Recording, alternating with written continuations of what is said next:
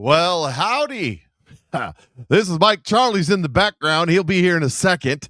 And thanks for coming on today, folks, and watching us. And as you're checking in, tell us where you're at and what you're doing. And I know it's getting late in the evening in some places, but out there on the West Coast, it ain't all that late at all. So CharLee, I don't know what he's doing. He's like adjusting, playing with his cameras and his earphones and all this stuff. Like everything just fell apart as we were supposed to come up. There he is. Don't tell people what I'm playing with. What the heck?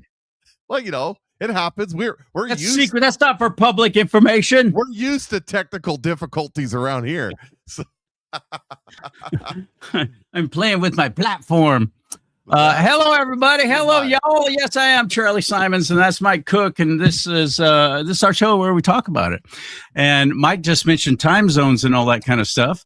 Well, we're getting some traction and starting to get an audience. And thank you for sharing and thank you for participating in the chat room. That's been so fun to me because I do interview shows.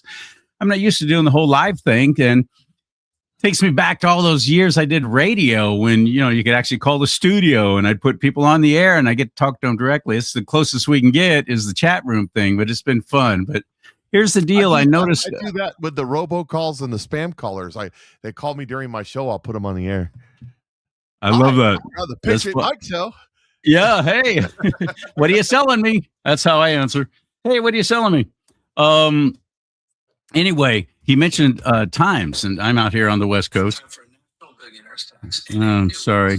Excuse me. Governor Hairdo suddenly popped up. Well, anyway. He's got to sell some used cars, so. Yeah. Anyway, that's our governor, Gavin Newsom. I call him Hairdo, Governor Hairdo. Anyway, I noticed towards the end of the show, a lot of people bailing out before we're done, and because it's late in the Central Time and East Coast. What would you think about us starting earlier?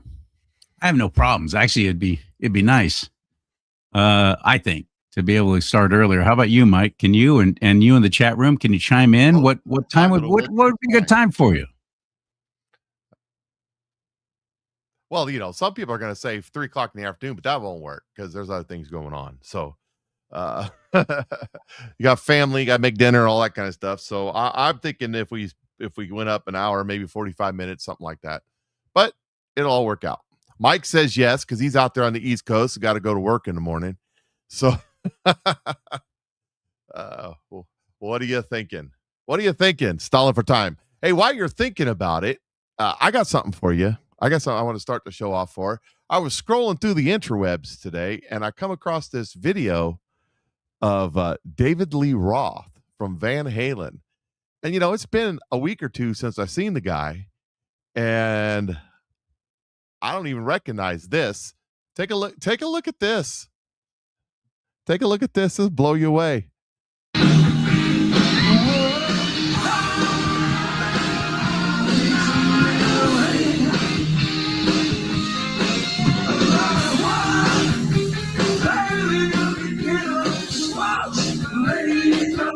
What's going on here?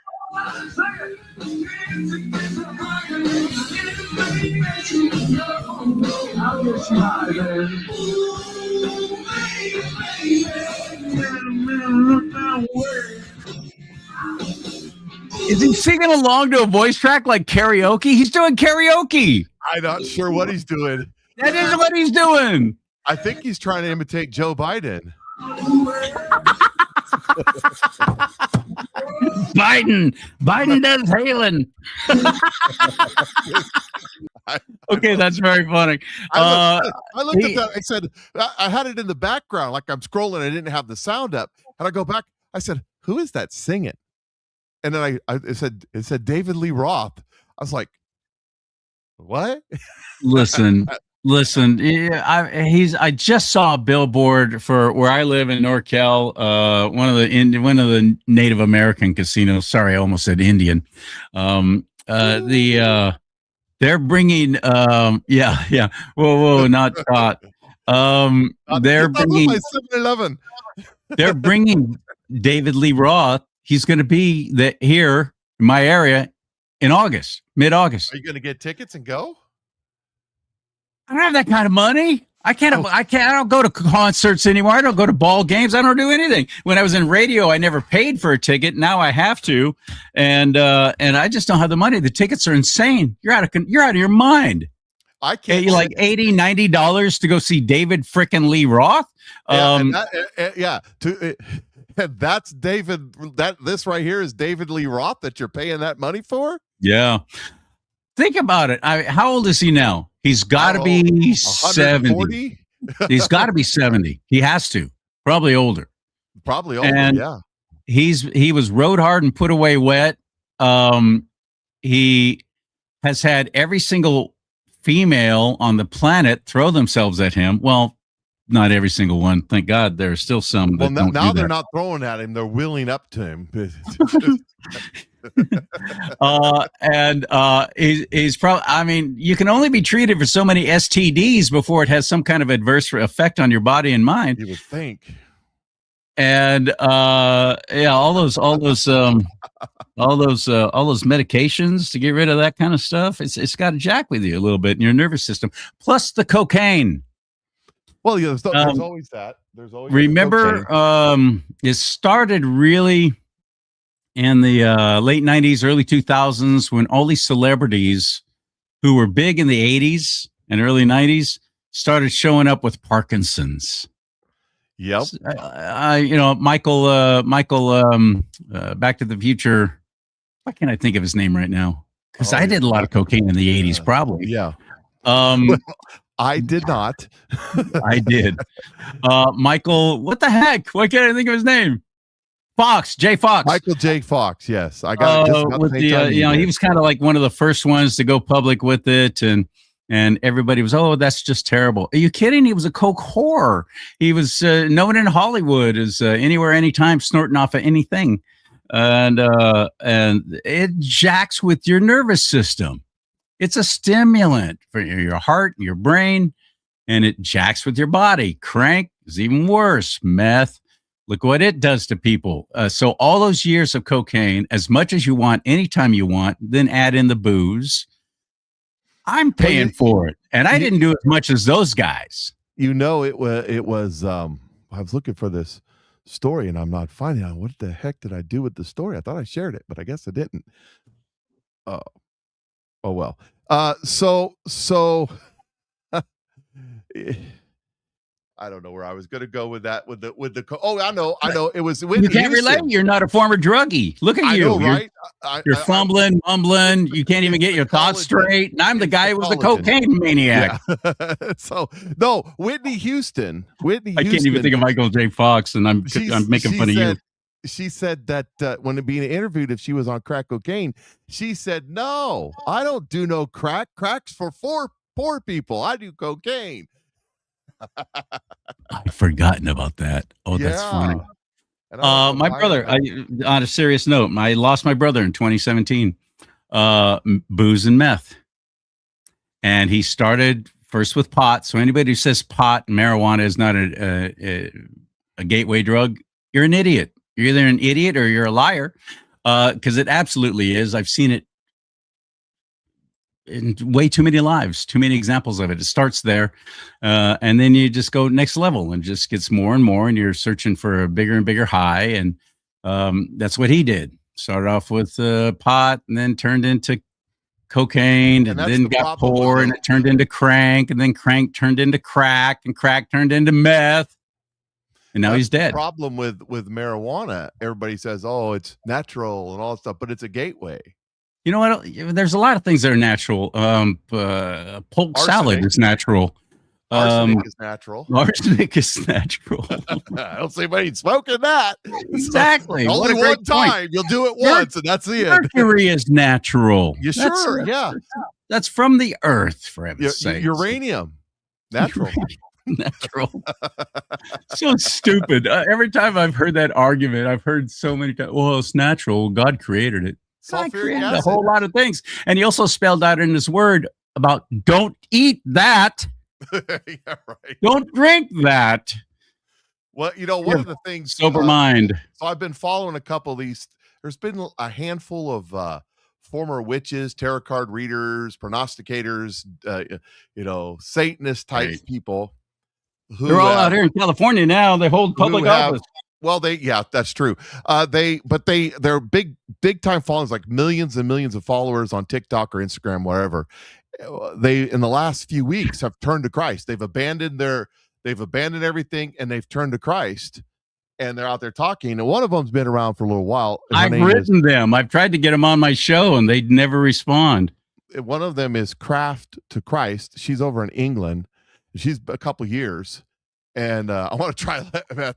Hey, we got an answer for that. We got an answer for that. Don't do meth. I can help you. We do have an answer for that, and here's a QR code right here. Click on that and look at that Snow Slim right there. There it is. In a year's time, I'm down 60 pounds, and I've done it. The one on the in the blue shirt is June of last year, and the other one's June of this year. I'm down 60 pounds, and I've done it with the chocolate sauce that makes your pants fall off right here. It's called Snow Slim.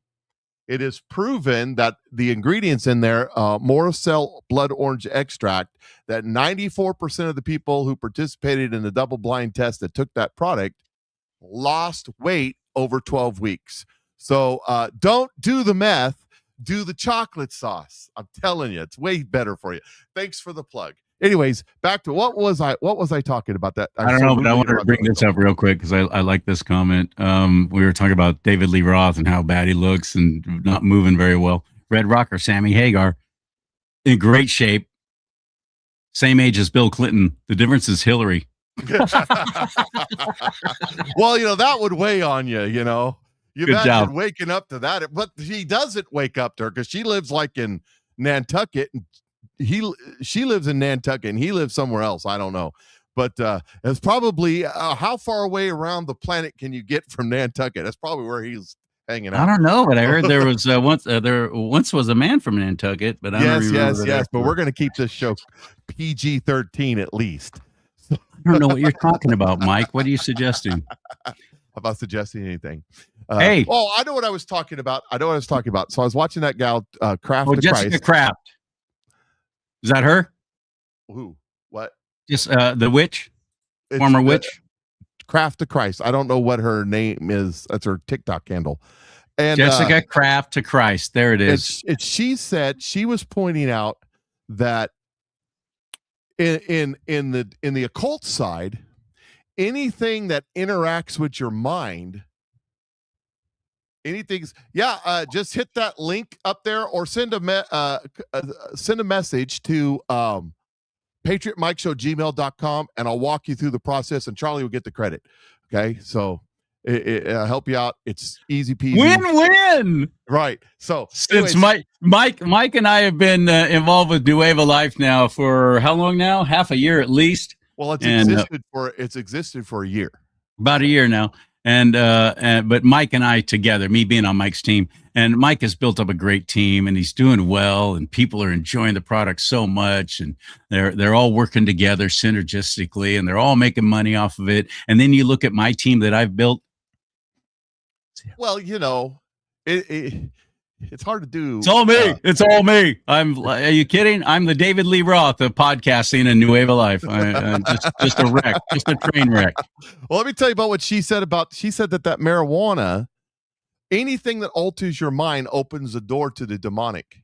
Well, that's what I was talking about in the word. I mean, God told us, don't take that, don't drink that, and be of sober mind. Here's a drink a little wine for the stomach's sake, but don't go around getting drunk all the time.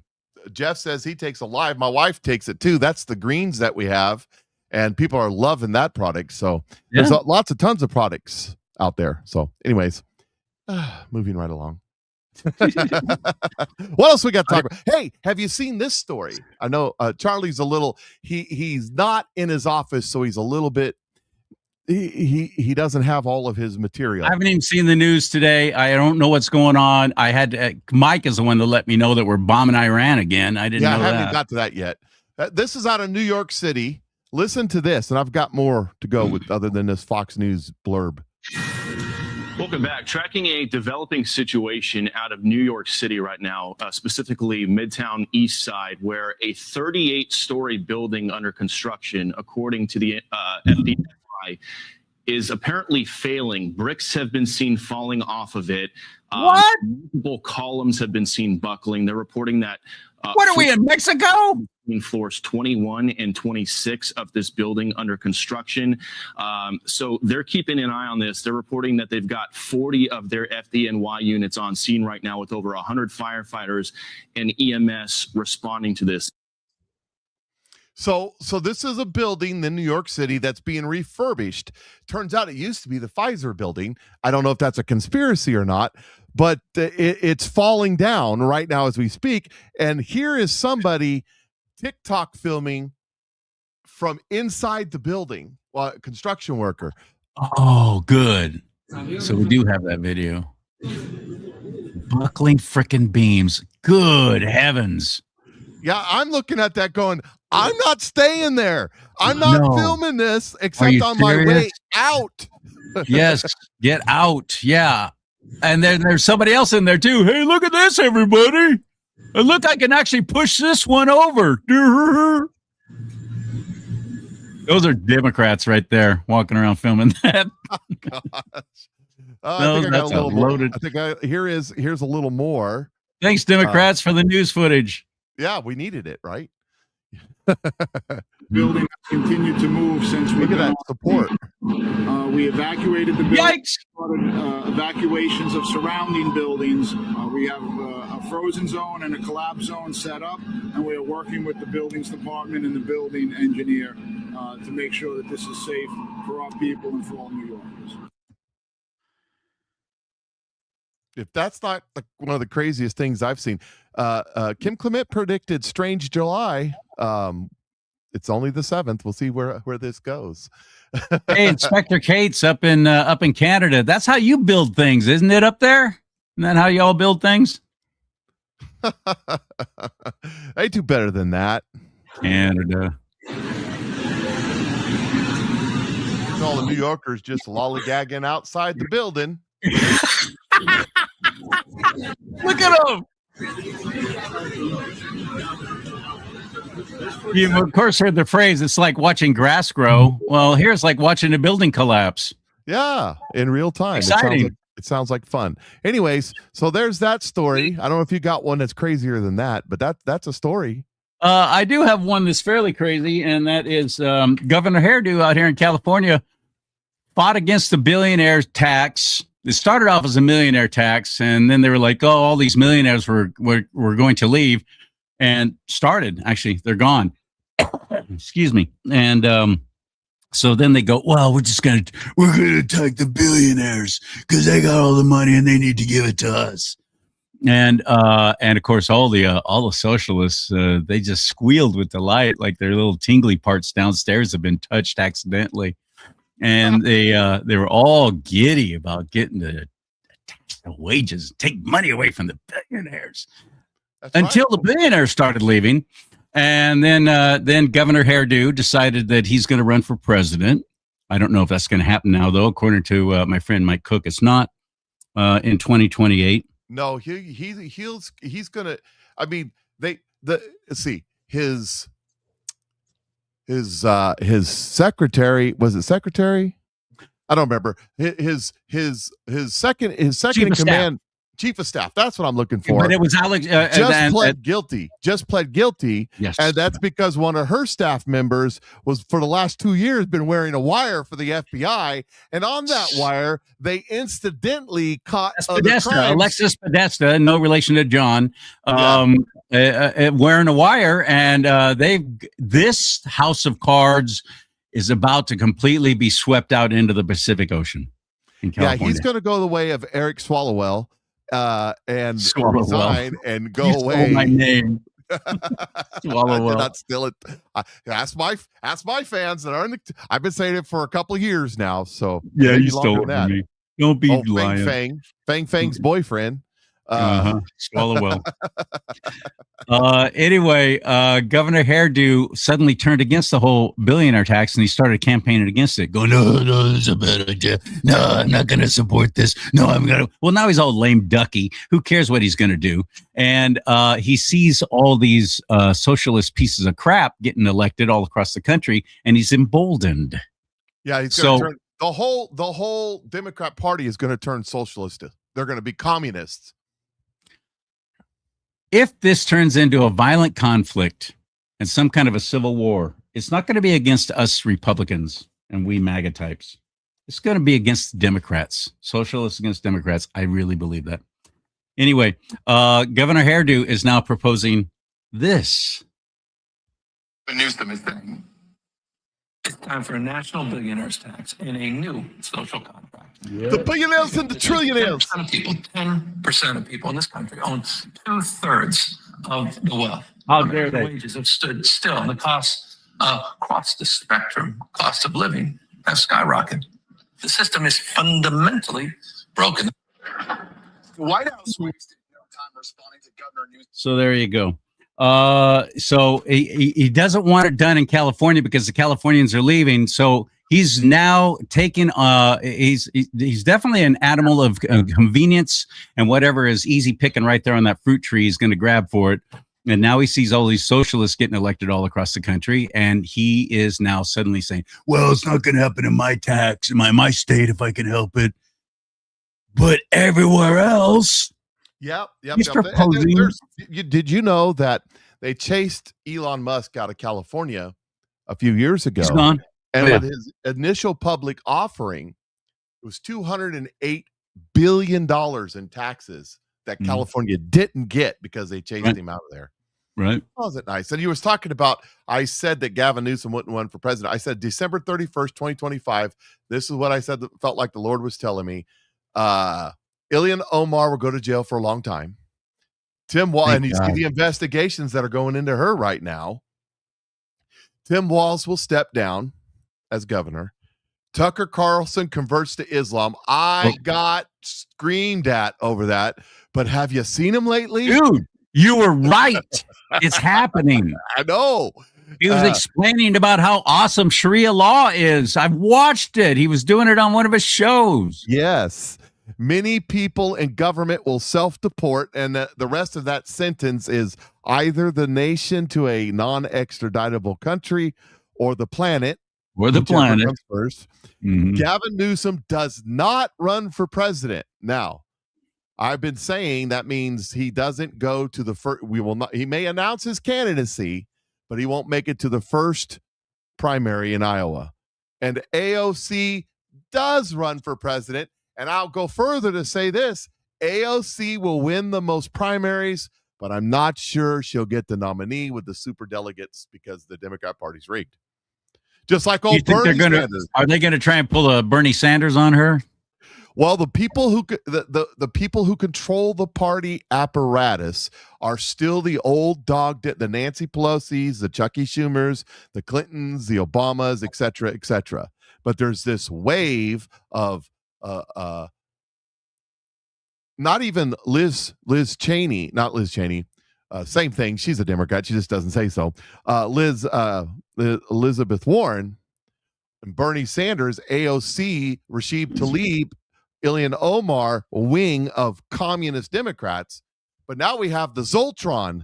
That's my affectionate name for the governor, the mayor of New York, wing Tommy Mandami.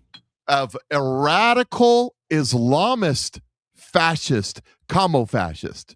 That's who we got, this wave of these communists coming in. And then the DSA, the Democratic Socialists of America, which are... I'm not going to call them that. I'm never going to call them that. I don't care what they call themselves. The left does not dictate the English language for me. You're either a socialist or you don't. You're a totalitarian or you're not. Socialists are not socialists. They're commies. They're Marxists and Maoists. Okay, I'll go that far. Yeah, let's call them that then. Absolutely. But I'm not going to call them the DSA like all the other Republicans have been falling in line calling them that. Well, stop letting them dictate the the language. Good news is that the gays for Palestine are still out there holding up their banners. So it's all good. We're fine. Can we put together some kind of fund to get them one-way airfare to Palestine? First of all, find Palestine on the map. You know what their theme song is? There is such a place. What's their theme song? I believe I can fly. You know, You homosexual. Yeah. Come here. I want to show you our prayer tower. The view is wonderful. yeah, prayer tower. Yeah, that's it. We're You'll gonna enjoy pray. it for 5 seconds.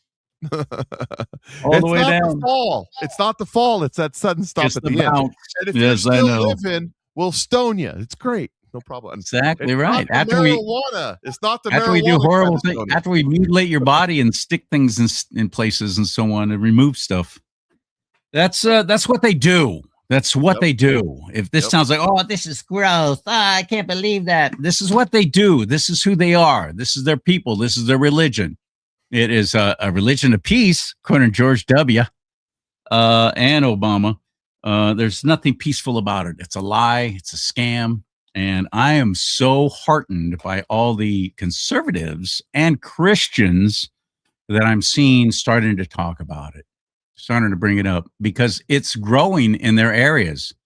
What the heck's happened to Texas, for heaven's sake? How many mosques do you have there now? What do you? Well, they're actively going after Texas, and the Democrats are supporting because the Democrats think if we get all these Islamists over there, we can win. That they don't realize is that the Islamists are going to throw all the gay Democrats off the buildings when they win. But you know, they'll lop your head clean off. Using the Islamists, but they're not using this. You got to remember, all of these Democrats, all these Nancy Pelosi, Chuck Schumer, Bill Clinton, Hillary Clinton, et cetera, et cetera, et cetera. They're all a bunch of hippies.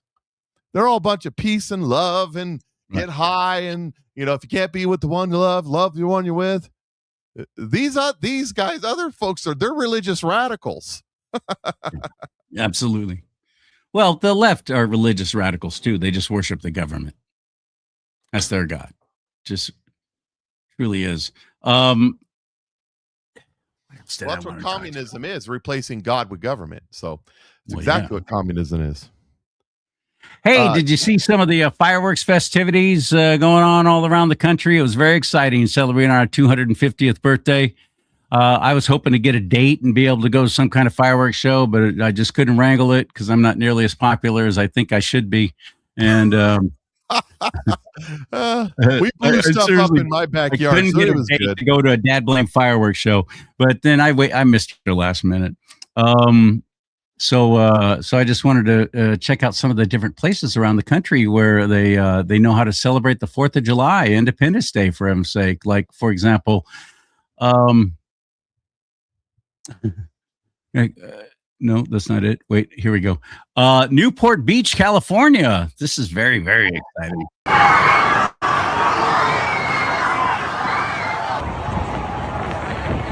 Well, you know, California knows Thank you, California Post. Thank you, California Post, for posting this video.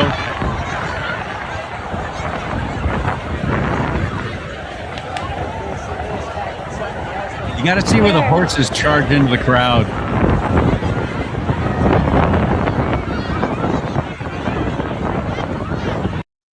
They're shooting off illegal fireworks. That's the biggest problem. That's the biggest. Those are illegal? Yeah. People are bringing their own. Because, as we're seeing, many towns, cities, even counties were canceling fireworks shows. A lot of places here in California canceled a fireworks show. You can't be celebrating the 250th birthday of the United States of America when Trump is president. You just can't. Well, the sheriffs are out there. Yeah, let's go forward. There's some more action going on. Newport Beach, California, everybody. They're still shooting off fireworks with the police advancing towards them.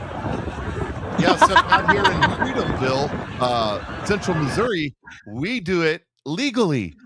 We can do mortars, we can do rockets, we could do it all.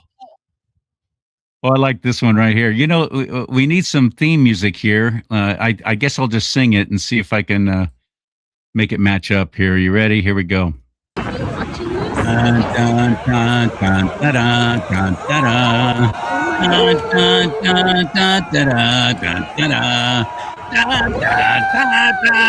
dun. That one dude right there, right in the middle, Mr. Pink Shirt. Did you see him trying to what do they call it? flex. He's flexing. He's not going to move. Police are coming. All these police are coming. He's just going to stand there because he's a badass, right? Whoops. Maybe I will move. Perhaps I misjudged. Flag on the ground and just left it there. And the flag on the ground. Somebody just yeah, it bothers me too. And then here comes the army of slugs with their little cell phones out, doing all the camera work. So let's forward here, see if there's anything else exciting here. That was 4th of July, my friends, in California. I wish here, I think this is it, where the horses, they decide to charge the crowd on horseback.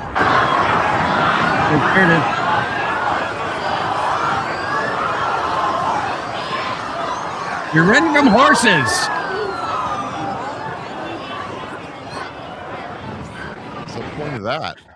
It's amazing to me how effective law enforcement on horseback is.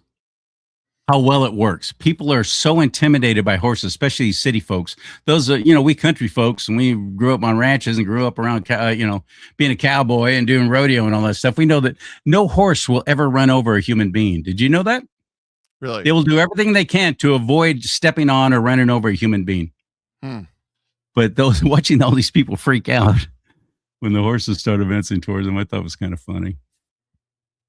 So there you go. Isn't that exciting? Oh, it's wonderful. Yeah. It reminds me of why I don't. There we go. There we go. There we go.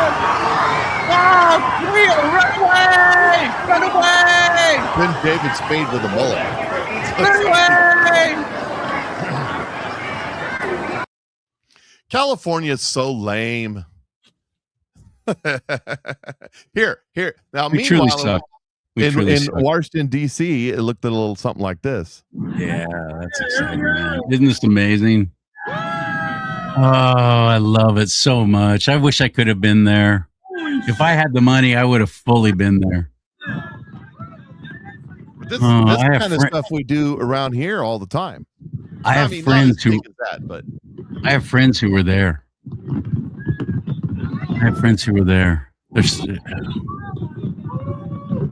They sent me some photos and some video. I'm like, you suck. Stop sending this to me. I can't stand you. You're not my friend anymore. No, I'm very happy for I them. didn't want to deal with the people. Oh, I would. I just For blew something like stuff up that. Are in you my- kidding? me And and that's my- just getting started. That's not the best example of all the fireworks that were happening there. Me and my father-in-law, we blew up a bunch of stuff, so it was fun. That's good. Did you see who else showed up at that 4th of July, Independence Day, 250th birthday of the United States of America celebration? You see who else showed up? No, who showed up?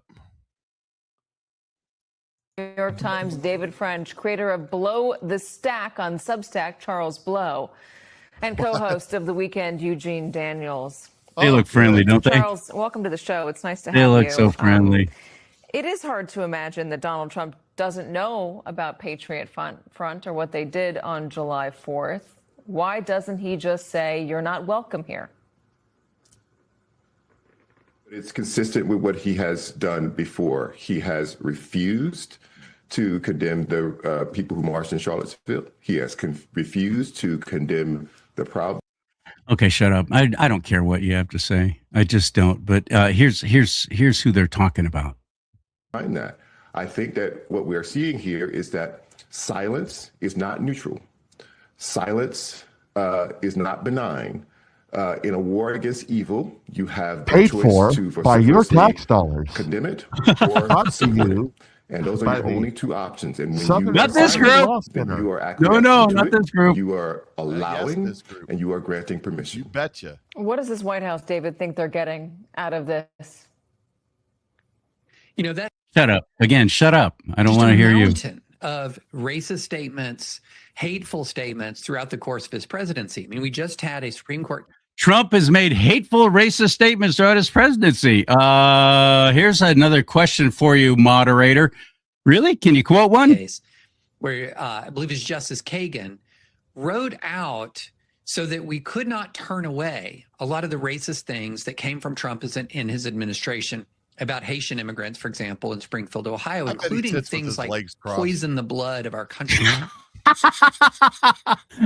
I'm just thinking this guy must have lost everything downstairs in a tragic bicycling accident. Well, his husband has his gonads in his purse. Correct. That's been established since saying. the Supreme Court said that Nazis had the right to march through Skokie, Illinois. You They cannot do. stop them from marching because you don't like their point of view.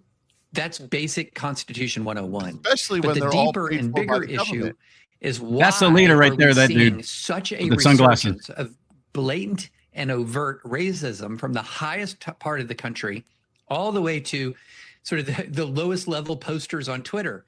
You know, Now here's the latest. We'll get to the other really super friendly looking guy on the. Here we go, because you got to see this is their Rosa Parks moment here. Their Rosa Parks moment. There it is. That's the photo that's on all the media now. This one black woman on this train when this group called they have it up there, white nationalists. No, they call themselves Patriot Front. They wear masks for a reason, same reason ICE wears masks, because there's always all these pigs out there trying to dox them and shower hate on them. They're not a white supremacist group. I went to their website. I'll bring it up in a second. But they are saying, you know what? You be proud of your race all you want, but don't be jacking on us because we say, wait a minute, we're proud to be white. We're proud to be of European ancestry. Stop running us down and saying that we don't belong here and so on and so forth. But they love this photo right here. This is getting all kinds of press. This is their Rosa Parks moment right here, even though none of these Patriot Front people did a thing to her. They didn't intimidate her. They didn't tell her to leave. You got to be sitting in the back of the bus. They didn't do anything like that. As a culture for the last decade at least, is that I go back to when I was in college and I was talking to a friend of mine who was an immigrant, family of immigrants. And she said, you know, you guys are going to have big issues when it becomes a majority minority country. And I was, 20 and idealistic. And I said, what do you mean? Oh, my God, that's not going to, why would white people be so upset about that? And she said, because it is something different to realize that you no longer have the power. And numbers for a lot of people equal power. And I think that is what we're seeing. You're seeing this backlash that Charles was talking about because the folks with power. Okay, forward, not interested. Dude with no genitals. But there's another photo that's like that. Well, I'll just bring him up. Period. Because there's a video, a news station, swooped in and interviewed this one dude who was also on that same train. I called it a bus, but it was actually a train. Here it is. This is brilliant. Roswell Encina says took his breath away the first time he saw it. Encina can be seen sitting on a metro train, surrounded by masked men wearing the uniform of the white supremacist group Patriot Front. Nothing really, prepares you for something like that, and you tend to tense up and you kind of wonder what's happening. On Saturday, Encina was headed to a 4th of July party in Maryland. He says when the Patriot Front members boarded his train, his main focus was avoiding eye contact and staying safe. I'm not the avoiding eye contact and staying safe. I couldn't believe it. They didn't even talk to me. They didn't even talk to me. They didn't look me in the eye. Well, that's because you were looking away and you wouldn't look them in the eye. But to go through all of this. Here's the best part coming up. Ruby Bridges. There's so many African American kids and teenagers and students from the 50s and 60s that went through worse. And those kids today, by the way, or those people who are having kids now, are swarming your towns and rioting like crazy. And many people are calling that chimping, which has been labeled as racist. And, and this is when you realize you have to use that courage that they all went through to go through. Nobody's bothering him. He also drew on his past experience. 5 years ago, Encina was riding Metro. Don't miss this. Pay attention to this. I'm going to take this back. And then I'm going to remind you of what incident they're talking about, that he's trying to compare this to what he went through in this trauma. Past experience. 5 years ago, Encina was riding Metro when a group of kids threw coffee on him and another Asian American passenger, but left the other non-Asian passengers alone. And what was happening 5 years ago, Mike? What was happening 5 years ago? Who was president then? Oh yeah, there was this whole BLM thing going on and this George Floyd thing. Yep. Yeah, there was a lot of abuse as suddenly the black community started attacking Asians, especially elderly Asians, and hitting them from behind. Punching them, Big The stupid knockout dudes. game. Yes, that's what was happening.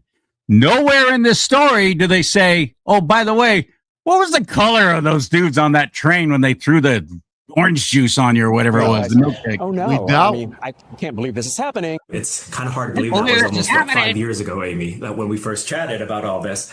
Again, it's just a reminder of the divisions in this country that you people have created. Well, and the other thing about that, at that time, the crime in DC was crazy. Oh yeah, and they were fomenting all of this stuff. Let me show you something else. The woman on the train. We saw the picture. Irina. Who took the picture and posted it? One of the people on the train. Or no, it was actually the police department did. They released the footage. There was surveillance footage on the train. So it was surveillance footage. Okay, so it was surveillance footage. You're talking about Irina. I'm talking about the guy, the Patriot Front carpetbaggers, FBI agents that were out there dressed up like that on the train with the little black gal. And my apologies. I thought you were referencing back when Irina got stabbed. Who took that picture? Who took that photo? Yeah, good question. Was it one of the Patriot guy? Was it one of the government paid for Patriot guys getting the good shot so that they'll have a narrative? You think they are? Absolutely, 100%. No, let me tell you something. I'm involved with a group of like-minded individuals that like to go out in the woods and play G.I. Joe from time to time. Let me tell you something about organizing. That. We can't get, of a group of 30 men or so and women, we can't get 10 of them together organized to do anything. Have you ever tried to organize and do something with your family? Oh, yeah. What do you got, 400 of these people? Let me tell you, their uniforms, couple $100. The flags are at least $50 a piece. How much money is right there? I can't get people when I say the uniform of the day is blue jeans and hiking boots. I can't get everybody to wear the hiking boots. 10 people. Seriously? 10 people. Yes. Oh my goodness. These people are all completely organized and uniformed with their flags and their masks and all this other BS showing up in their U-Haul trucks, all decked out, all perfect. All of them. By the way, my little group's a bunch of old veterans in our 50s. These are all 20-something years old. Tell me the truth. Tell me the truth. You're right. You're right. There's got to be some finesse. You're right. So this is their website. I decided to look it up, not because the media told me where to find them, but because one of the shots in DC showed their banner and it had their website on there, patriotfront.us. So I started looking around at this last night when I decided I wanted to talk about it. And, and I watched some of their videos and their manifesto. The problem that a lot of people have with them, including me, is the fact that they use. In fact, there's the guy. That's the leader. That's the leader dude right there. Patriot Front is a fraternal, nationalist, activist organization Can you hear it? dedicated to upholding the traditions, defending the people, and transforming the public spaces of the American nation. Through changing the minds, lives, and bodies of our country, we hope to create lasting effects on the course and direction of the country. Patriot Front is active nationwide and committed to an ambitious array of efforts. The organization believes in the ethnic interest of Americans as those descendant from the original European settlers of this land. Now, remember when Joe Biden was saying that it's the existential threat against the United States of America or these subversive Nazi groups and these white supremacists? That's what he said, white supremacy groups, that they were the existential threat. And I remember at the time going on the air, I was on the radio still, and I go, where? KKK's dead and gone. Where are you talking about? There might be a couple of anti-government groups in Idaho. Charlottesville, when the Southern Poverty Law Center paid for the white supremacist. The Southern Poverty Law Center paid for it. Exactly the point I was getting to. And the BLM guys, and they showed up in the same white buses. There was no problem with it until he started saying there was a problem with it. And then we find out later on, guess who's paying for all this? Here's their manifesto. Let's take a look at their manifesto. Our cruel and unrelenting enemy leaves us no choice but a brave resistance. They're quoting George Washington here. The problem I have with them, right out of the gate, I might be willing to listen to your point of view, but then you're flying the flag of the Confederacy. You kind of lost me there. Well, they're flying. You're flying that flag of Dixie because they got to get everybody all riled up. That'll do it. That'll do it. Here, let me show you something else. Can I show you something else? Yeah. All right, check this out. So this picture was taken just before. Oh, you found it. Just before that other picture was taken. And okay, now this is the woman. This was the picture was taken. This is the woman's rap sheet. This is the woman on her knees with someone behind her on the same bus a few moments earlier. It says it's been revealed that the black women Democrats put as the pedestal for bravery riding on a train with Patriot Front members was engaging in indecent exposure on the train moments before the photo was taken, and has a lengthy arrest record. Much of her arrest record is prostitution. Well, there's something I want to say, and it's my joke, and it's my worldly joke, and so I'm just not going to say it. I'm going to respect our audience and my profession of Christ as my Lord and Savior, and I take seriously in the Bible. Avoid coarse language and crass joking, so I'm not going to say what I would love to say right now. The Waymo of DC. The Waymo of DC is the train. I'm just saying. And I just want to remind you. Hey, $50 is $50, buddy. That woman is set up on a pedestal as a hero for the left. But this woman, not so much. Oh no. Hell no. And James Wood says, because the vast majority of news media are propaganda organs for the Democrat Party, whether by executive choice or implicit staff bias, because the first woman had a safe ride. No one talked to her. No one molested her. She had a seat to herself. Everything was fine. The second woman, a white girl, is dead. And talking about the media being complicit, again, good luck finding that video of what that piece of shit did to Irina. Oh, yeah, it's out there, but you're not going to find it in the mainstream. You're not going to find it if you Google it. You're not going to find it on YouTube. You're not going to find the actual uncut, released from the police department video. You're not going to find it. Oh, I believe that. Yeah, you're not going to find it. That irritates the crap out of me. That makes me so mad. How dare they? They're hiding. They're talk about complicit. That panel of three dorks sitting there going, the Patriot Front, and it's all an assault, and President Trump's the fault because he didn't stand up there during the 250th celebration and going, hey, all you people out there from the Patriot Front, yeah, you should go. We don't like you. What do you want him to do during the celebration? During his speech, is he supposed to bring it up? Would that make you happy? I got some video of Whoopi Goldberg getting taken to task because she was complaining about, and again, I don't have it with me because I'm not, I blew it. My apologies. Anyway, Whoopi is complaining about how they're trying to end the discourse about racism in the nation. Thank God they're trying to suppress it. It still exists, more flagrant than ever. Yeah, you're right. On your side, my friend. Black on black crime, black on white crime.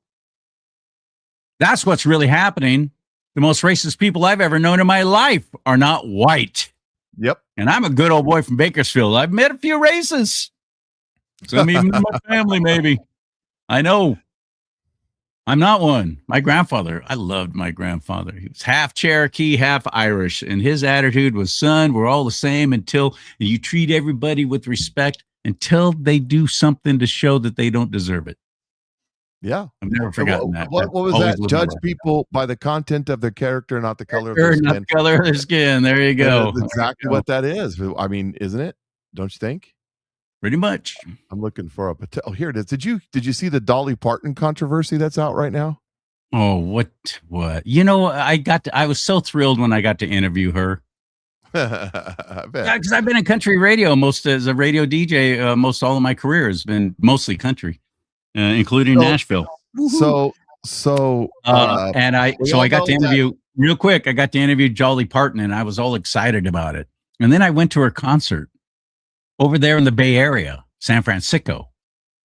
Half the show was dedicated to sucking up to homos and the drag queens who showed up. They were everywhere.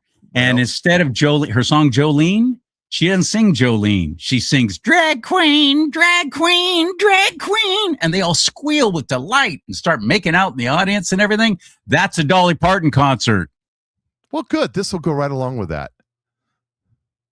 You know that Travis Kelce and Taylor Swift supposedly tied the knot at Madison Square. That is one of the biggest PR stunts in American history, by the way, because Travis Kelce's at the end of his life cycle in the NFL, and he wants to get into Hollywood. So what do? His publicist calls up, probably the same publicist. Hey, we got an idea. Why don't we start having your client date my client? Oh, yeah. So we have all this thing. What happens? Both their stock. He's not kidding. They do that crap. And then they say, married for a career. We just won the Super Bowl. So what are we going to do? The first kiss, right? In the back of the hot rod car, right? And then we lost the Super Bowl. Oh, darn it. So we're going to get hit. We're going to get engaged, right? Right. And so every time this happens, your stock goes up, and then it starts going down, down, down, down, down. Oh, here it is. The big weddings happening at Madison Square Garden. Woo! And it goes up again. And then it's going to go down, down, down. They're going to say a year from now or something, Travis and Taylor's on the rocks.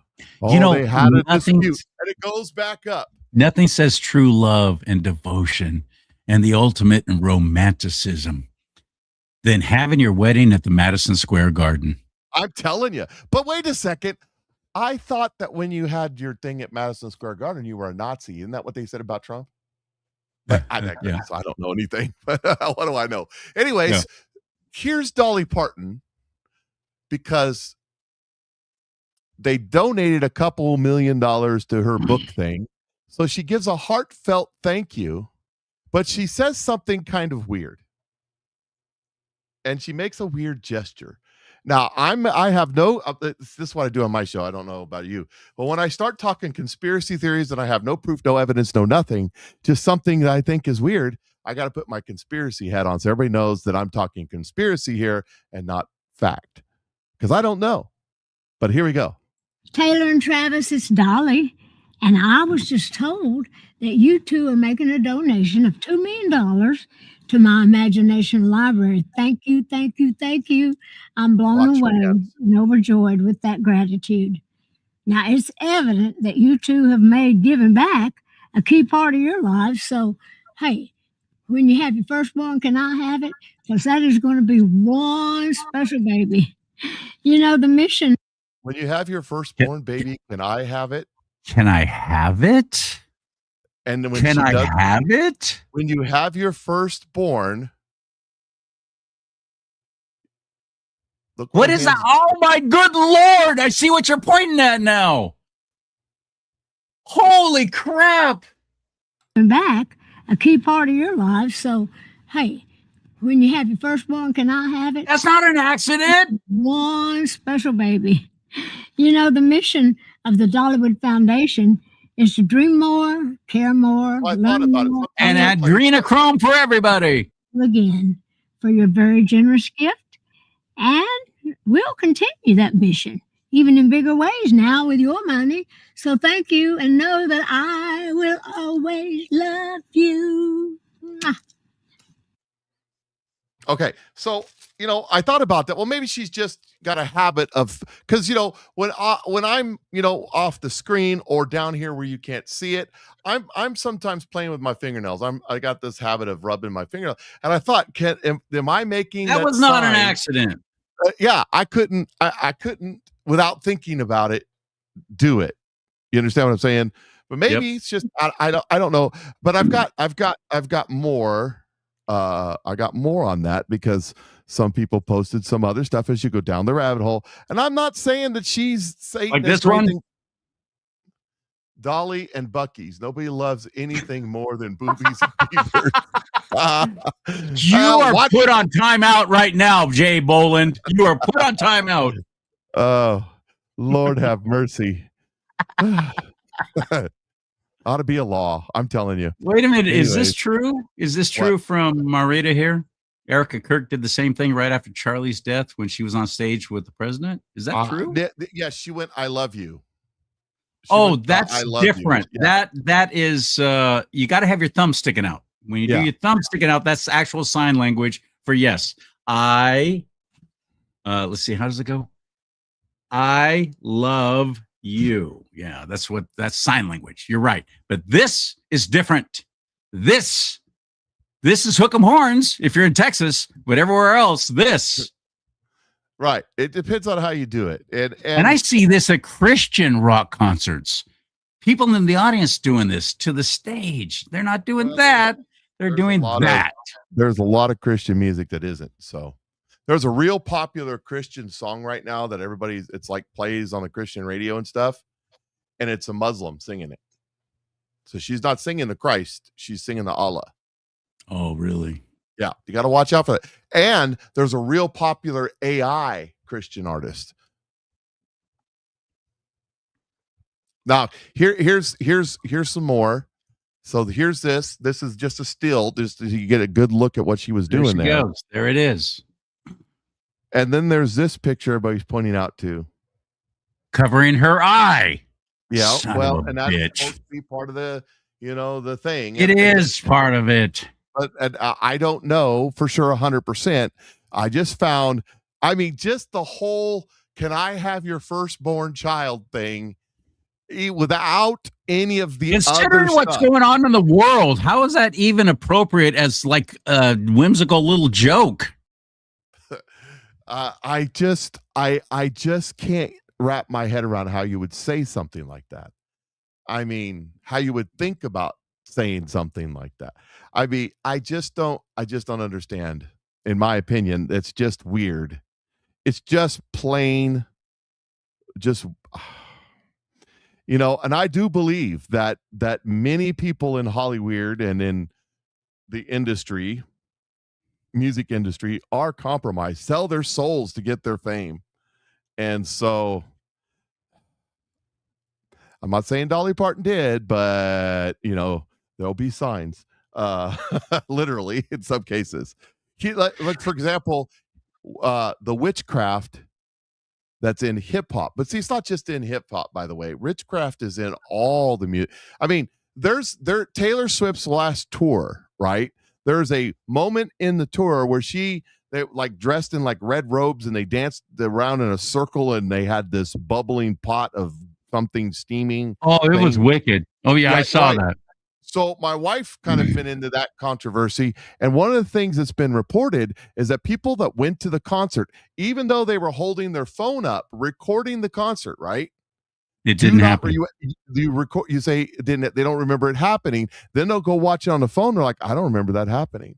And then that Craft for Christ chick talked about it. And she said that was an actual incantation that you would do if you were a witch. And she used to be a witch, so she knows these sort of things. These chants in Disney movies, a lot of these chants and the whole bread knobs and broomsticks and all that, they're actually doing real. Yes. She said that the latest Minion movie where they for kids. The latest Minion movie where they do the minions. Yeah, well, they do. They bring forth a demon. She says that is a real. The things that they say and the things that they do is a real incantation to bring forth a spirit, and the spirit that they bring forth is an actual demonic spirit that some witches worship. I believe it. Easily believe it, knowing what I know now about Hollywood and everything else. Another thing that's real indicative of pedophiles and doing the whole adrenochrome and drinking blood and everything is this. The red shoes. That's a big indicator. Now, you could be saying, well, it just goes with their outfit. Okay, I gotcha. Maybe. I kind of, I've seen that, but it may be an indicator, especially in a group, but it may be a one-off too. I mean, my wife has red shoes. I've had red shoes in the past. I didn't know about any of that stuff. I just like the shoes, but here's another dude wore red shoes. What kind of red shoes would you wear? Oh, when I was a teenager.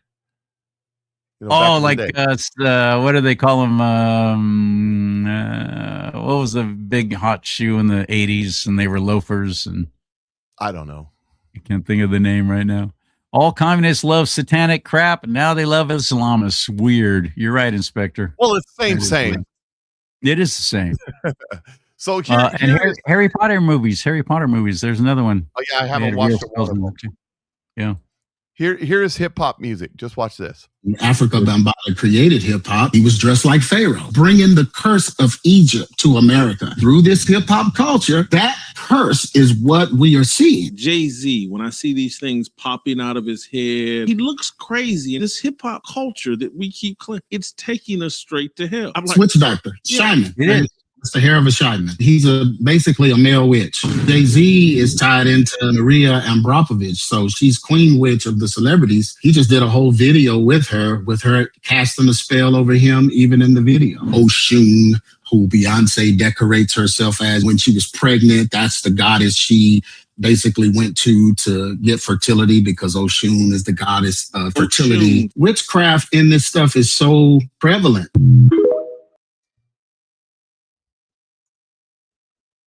So that's some crazy stuff right there. You get to looking at all that. So I don't know, but I've been told, that's for sure. It's just a whole bunch of nuts. How about this one? Here's another story. This just broke. Wait, before you move on, I've been searching for this photo because this is what came to mind as soon as you started playing that. Dagnabbit. I thought I had it ready to go. I suck. Again, I'm running. Every time I have to run my own board, it's just catastrophically bad. But thank you for your patience. When this guy's first hit the scene, I was working at Top 40 radio, and the song was huge. Got requests for it constantly, and I was like, ay. So I came to hate it very quickly. But Coolio, remember him talking about the hair being all crazy? Yeah. Here's what I used to say. It looks like a herd of cats were all sucking on his hair for about an hour and a half. And that's what they came up with. That's how it turned out. Coolio, ladies and gentlemen, for your dining and dancing pleasure. You're welcome. Have you seen it? I gotta find it again. I followed her on TikTok, but then that TikTok went away, and I haven't found her again. But there's a lady that does NPR 2055, and she goes, and that was White Ass Beep, a smash hit back in 2007 with the linguistic styles of all of that wet beep in your face. Who was saying this? Where did you hear this? This gal that does TikTok videos, and her shtick is NPR 2050, playing all the oldies. Oh my goodness. Funny. Like, that was Gangster Paradise. Gangster's Paradise. And she goes in and does the words, and so I don't know the words well enough to actually know. Saying the lyrics, or just the title of the song. Slap that wet ass. Those are the lyrics now. I know. I remember one song I'd gotten out of top 40 radio and I was back to country, thank God. But it was I want to lick you like a la la la la lollipop. I want to lick you like a la la la la lollipop. I got a G6. I'm a G6. Those are the songs that were coming out, and this is going back 2010. Oh yeah, 2011. So it's only gotten far worse. I don't even listen to any of it anymore, nor do I care. But I know what it's doing to the young minds, though, that are listening to it and loving it and adoring it and worshiping it. My daughter, who's married, got 5 kids, doing great out there in Kansas City. I laugh at her all the time. I'm going to let my kids listen to whatever music they want to listen to. She's a teenager, you know. I'm going to let them have whatever they want. Right. And I call her up on the phone sometimes and I say, so are you letting her listen to this music anymore? She says, letting her listen to whatever she wants. We ain't listening to that. We ain't doing that. Good. She calls Good me up girl. the other day and she says, you got to come get your grandchildren. I'm done with them. That's what she said. Come get your grandchildren. That's what she said. Oh, it's wonderful. She was my problem child, but she's doing well now. So here's a breaking story, though. I'm just going to read it to you. It says, a massive ruling. A Trump, Florida federal judge just overturned foreign-born activist judge Sprinkle Sukanon and reinstates the SAVE system, that what the executive order that Trump signed, and lets President Trump team root out illegal aliens trying to vote in elections. Judge Kent Wetherall of Florida confirmed it, reinstated plaintiffs' access to bulk upload and Social Security features in the SAVE system. In other words, they can take your ballot and see if you're have a Social Security number, and if you don't, well, you don't get to vote. So, how about that? And that's happening in national elections. Here in California, we have an assemblyman who actually pushed this through. And when it first started, and I went to several of his campaign stops basically for this bill that he wanted on the ballot, not pushing it through the assembly, not pushing it through anything like that in California. He did it. He took it right to we the people, which is how it's supposed to be done. And he got enough signatures, more than enough needed. They threw away everyone that they possibly could, and they still had more than enough signatures needed to put it on the ballot this coming November, despite what happens with the piece of crap Republican Senate not passing the Save America Act. In California, it's going to be on the ballot that you have to show ID to vote. I mean, and it's got 70+% approval, Mike. There aren't 70% of Californians that are Republican. We're in the dismal little minority. 70% approval from many different polls, plus more than 70% approval of people saying, yeah, we want this, and they're going to vote for it. And that's coming up in November. And I think it's going to pass. Will they implement it? Will they ever? What? 75% CNN poll of black people want voter ID. 80% Hispanic. 85% of white. That's nationally. I'm talking California. California is a different animal. Not really. They're same people. Everybody. You know what? It's amazing to me that politicians across the spectrum, Senator Thune, across the spectrum are against this. You know what that tells me? They cheat too. Yep. Every single politician that's against common sense ID in voting are cheaters. Every one of them. I see no other reason why they would not be all running to support this. I see no other reason. Why are they fighting against this when the whole nation, overwhelming majority of us, want it? Yep. Why would they be standing in the way of it passing? Because they don't want the American people to see what an honest election will look like. That's why. Same reason. Then they're not real Republicans. They're definitely not real conservatives. Because if they were, they would desire that. They would want us to have that, but they don't. It's the same reason why Mitch McConnell, who's been in the hospital for 2 weeks, and his wife Elaine Chao, who's the daughter of a major shipping exporter in China, By the way, you can't own a business in China unless you're a member of the Communist Party. Communist Party, right? And she ran home back to China 2 days after he fell faint and unconscious, and has not been conscious since. Although now there's a bunch of Republicans saying, "Oh, we talk to him every day. He's doing fine. He's recovering." But he's been there for 2 weeks now. Laura Loomer has come out and said that he's brain dead. So who do you believe? But anyways, they're going to keep him around. They're going to keep him alive. I'll believe Laura Loomer over every single politician. They're going to keep him alive, in my opinion, till August 3rd. Because in Kentucky, after August 3rd, they'll just go to the general election. They won't worry about a special election where someone else could take that seat. They can keep control of the power, which is what it's about.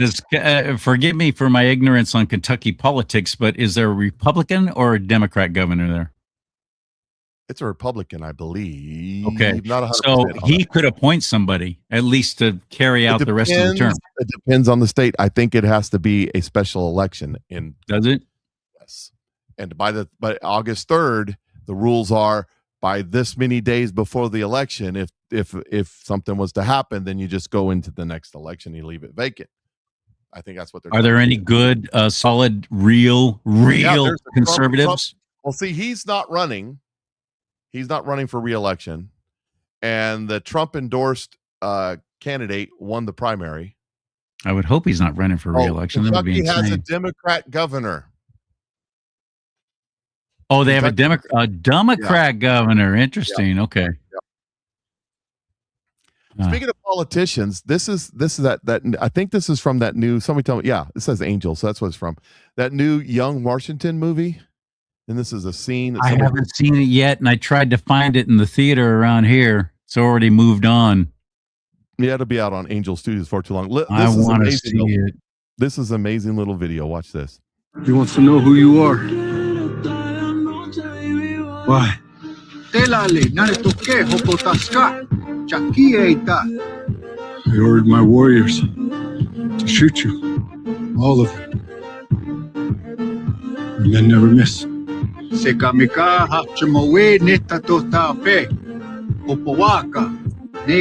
a red coat, right? Red. Our people. No, that's Washington. Legend. Oh, that's him. The spirit of protection that shields those chosen, those who walk in destiny.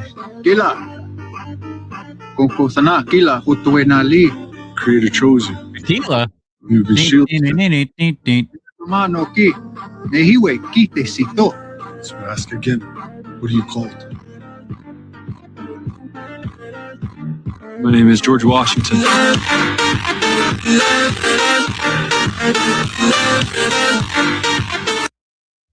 So what the heck was the choice? What was the choice of that music? What was that? It was probably Nicki Minaj. What the heck was that? Well, what that was covering it up so it doesn't get hit by copyright. That's what that was. You serious? That's what that is now? Yeah. So how funny. So I'm glad I don't worry about any of that. Yeah. So what he was asking him was, who are you? Because I ordered my Braves, my warriors to shoot you, and they don't ever miss, but they didn't hit you. So you have something. The gods are with you. Who are you? We want to know who you are, what your name is. So it's pretty wild if you think about it. Glenn Beck was talking about it, and he said that there was he said the Indian name, big Indian chief back in those days, and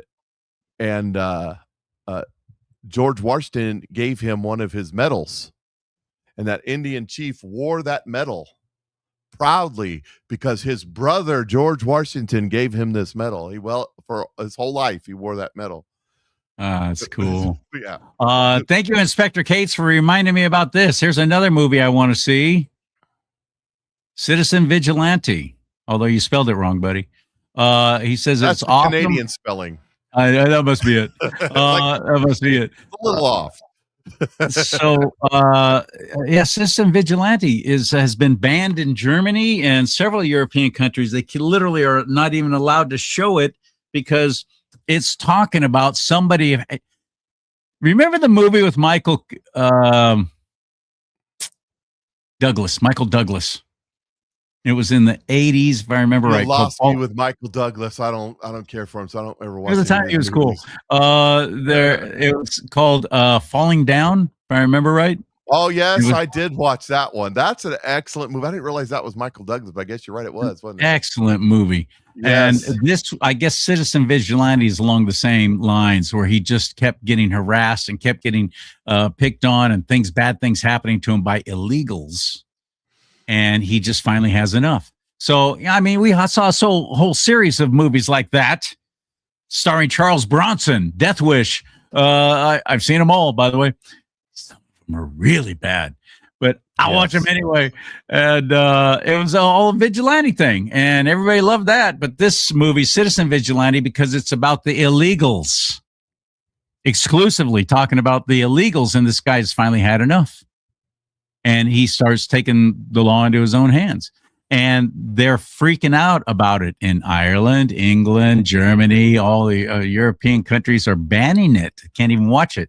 So, and it's not in the theaters here. It came out, I think about 6 months ago. Whether it was ever even... I don't know. I saw some stuff on it, and the one scene that I seen, I'm not going to go watch the movie. I don't know that I want to watch that. But oh, really? You're not going to watch it? It was very graphic, and I'm just like, I'm not. I mean, that's fine if you want to watch it. Is it true?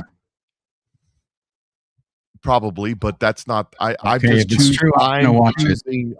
to watch it. So. If it's true, I'm going to watch it. But then again, I've been involved in film productions and so on, and I look at everything objectively. I'm like going, well, I know how they did that. Oh, that was a good special effect. Oh, I see how they made that blood shoot. So I look at it more like that. That's fine and dandy, but I'm going to choose not to watch it. That's just on X. Elon Musk has said, you know what? Everybody needs to see this. He posted it, but I think it got taken down. I think for free. I think I got taken down because it was for free. I think the producers asked him to take it down after about 24 hours. So, I can't watch it even still. I can't watch it anymore. Yeah, I think so. There's another one I missed. Did you see this? Which one? Oh, yes. Lightning striking the Washington Monument during the fireworks show. Yes. Dang. A lot of people are saying that that's prophetic. I don't know. I'm just telling you what they said. I report, you decide kind of thing, right? So, anyway. A lot of people are talking about and they have for all along, about the phallic symbol that it is, and that it all has to do with the worship of this is ancient Roman crap, and them worshiping ancient Egyptian, yeah, and Egyptian, yeah. It is reminiscence of a Asherah pole, is what they're getting at. Now, whether it is or it ain't, I don't know. There is. I mean, the Lincoln Monument doesn't look like that. And then we call George Washington the father of the country, and there's his wiener sitting there to remind us all he's the father of the country. What is that? Why was that design chosen? I've always wondered. Well, and I agree with you. I don't know but there's some prophetic word about that too. We'll see what happens. Look for 2 storms to combine and hit DC, and I don't know what that means, but look for that. Here's one for you. You saw that there was a big to do about the kicker, the head kicker in the U.S. soccer team, and the one who got banned from competing, and then President Trump made a phone call, and yeah, and then they went up there and got their butts kicked by Belgium. He got a voodoo spell put on him. Well, somebody's saying not so fast, Belgium. The city of Los Angeles still has another 29 days to count the goals. So the game's not over yet. So you don't know how things work here in the States.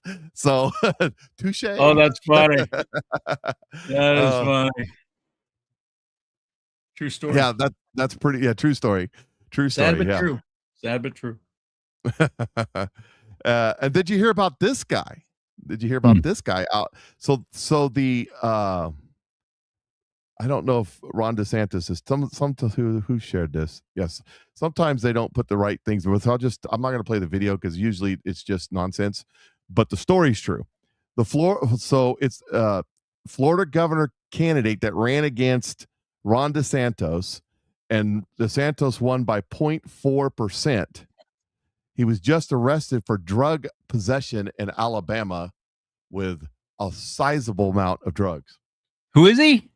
He's the guy that ran for governor of Florida against Ron DeSantis.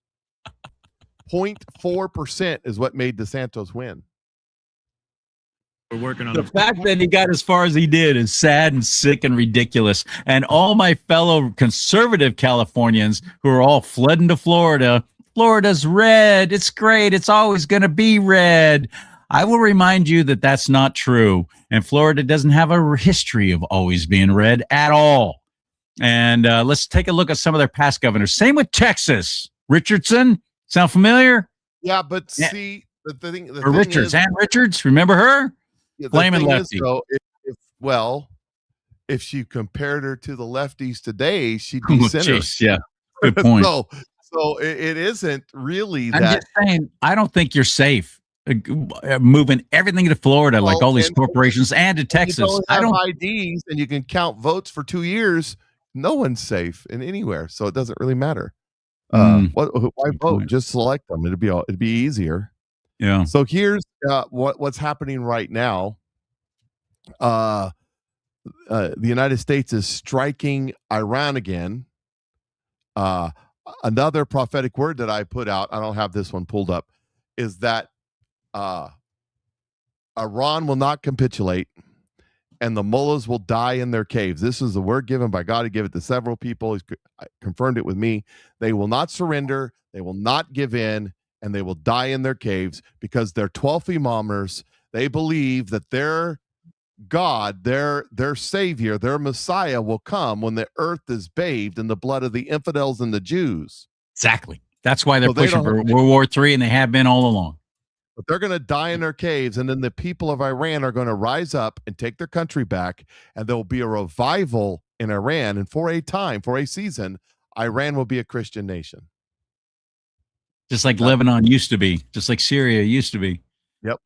So here's CNN's report. Just a few hours ago. Iran because of these strikes on commercial vessels in the Strait of Hormuz that happened yesterday. It seemed at that point that was the What's only the idea with President Trump doing the salute for their story? Well, what the heck's the idea? This is hold on a second. Stop for a second. This is not CNN putting this montage together. This is Sergeant News Network over on. I just ran across him today. Yeah. Yeah, he puts a lot of good stuff out, but he puts stuff together like this. You got to make sure it all matches because his words down there. My apologies. I assumed that it was something stupid CNN was doing, but it's something stupid Lee was doing. Yes. Okay. Here we go. Because of these strikes on commercial vessels in the Strait of Hormuz that happened yesterday. It seemed at that point that was the only. That's why. That they were going to do until just about 15 minutes ago when CENTCOM announced that they were launching these strikes in Iran as another form of retaliation for striking those vessels. Here's what they posted on X. They said, U.S. Central Command forces have begun launching a series of powerful strikes against Iran to impose heavy costs for targeting and attacking commercial shipping crewed by innocent civilians in an international waterway. The U.S. strikes are in response to Iranian attacks on 3 commercial vessels that were transiting the Strait of Hormuz. Iran's demonstrated aggression was unwarranted, dangerous, and a clear violation of the ceasefire. Now, I do want to get to the NATO of it all in 1 second, but just a quick reminder that part of the deal in the memorandum of understanding for the ceasefire, the 60-day negotiating period, was that in exchange for the lifting of the sanctions as well as the removal of the blockade in the Strait of Hormuz, Iran would help the safe passage for these commercial vessels. Which they're reneging on because they're scumbags. Well, there's more to it than that, brother. They can wait it out. And I am quite convinced that they figure if they can keep fuel prices high, that Trump will pay and the whole Republican Party will pay in the midterm elections coming up. That's is not working. Not at the moment. It's not working. Oil's at. And I know we finally. I don't know why have we taken so long to get the mines out of there. Why was that a delay? But they supposedly, allegedly, have gotten all the mines out there. So the ships find them because they didn't exist. Oh, that was it, huh? Okay. So they're fronting. They're flexing. They're waiting it out. They're doing it on purpose. They're dragging their feet, and they're going to let this go on and on and on. Dragging their feet. Because they want us to get all mad and rise up against the Republicans and President Trump in the midterm elections because our fuel prices are so high. And if fuel prices are high, everything else stays inflated too, because somebody's got to pay for it to be transported somewhere. Well, the thing is, the prices of our fuel has gone up a little bit. It's not nearly as high as when Joe Biden was in office. It's not nearly as high as when Barack Hussein Obama was in office. Good right? Point. It's gone up a little bit. It's kind of stabilized, and it's gone down a little bit. Listen to my point of what I'm saying to you. We get 0% of our fuel and oil from that part of the country. We do. I know.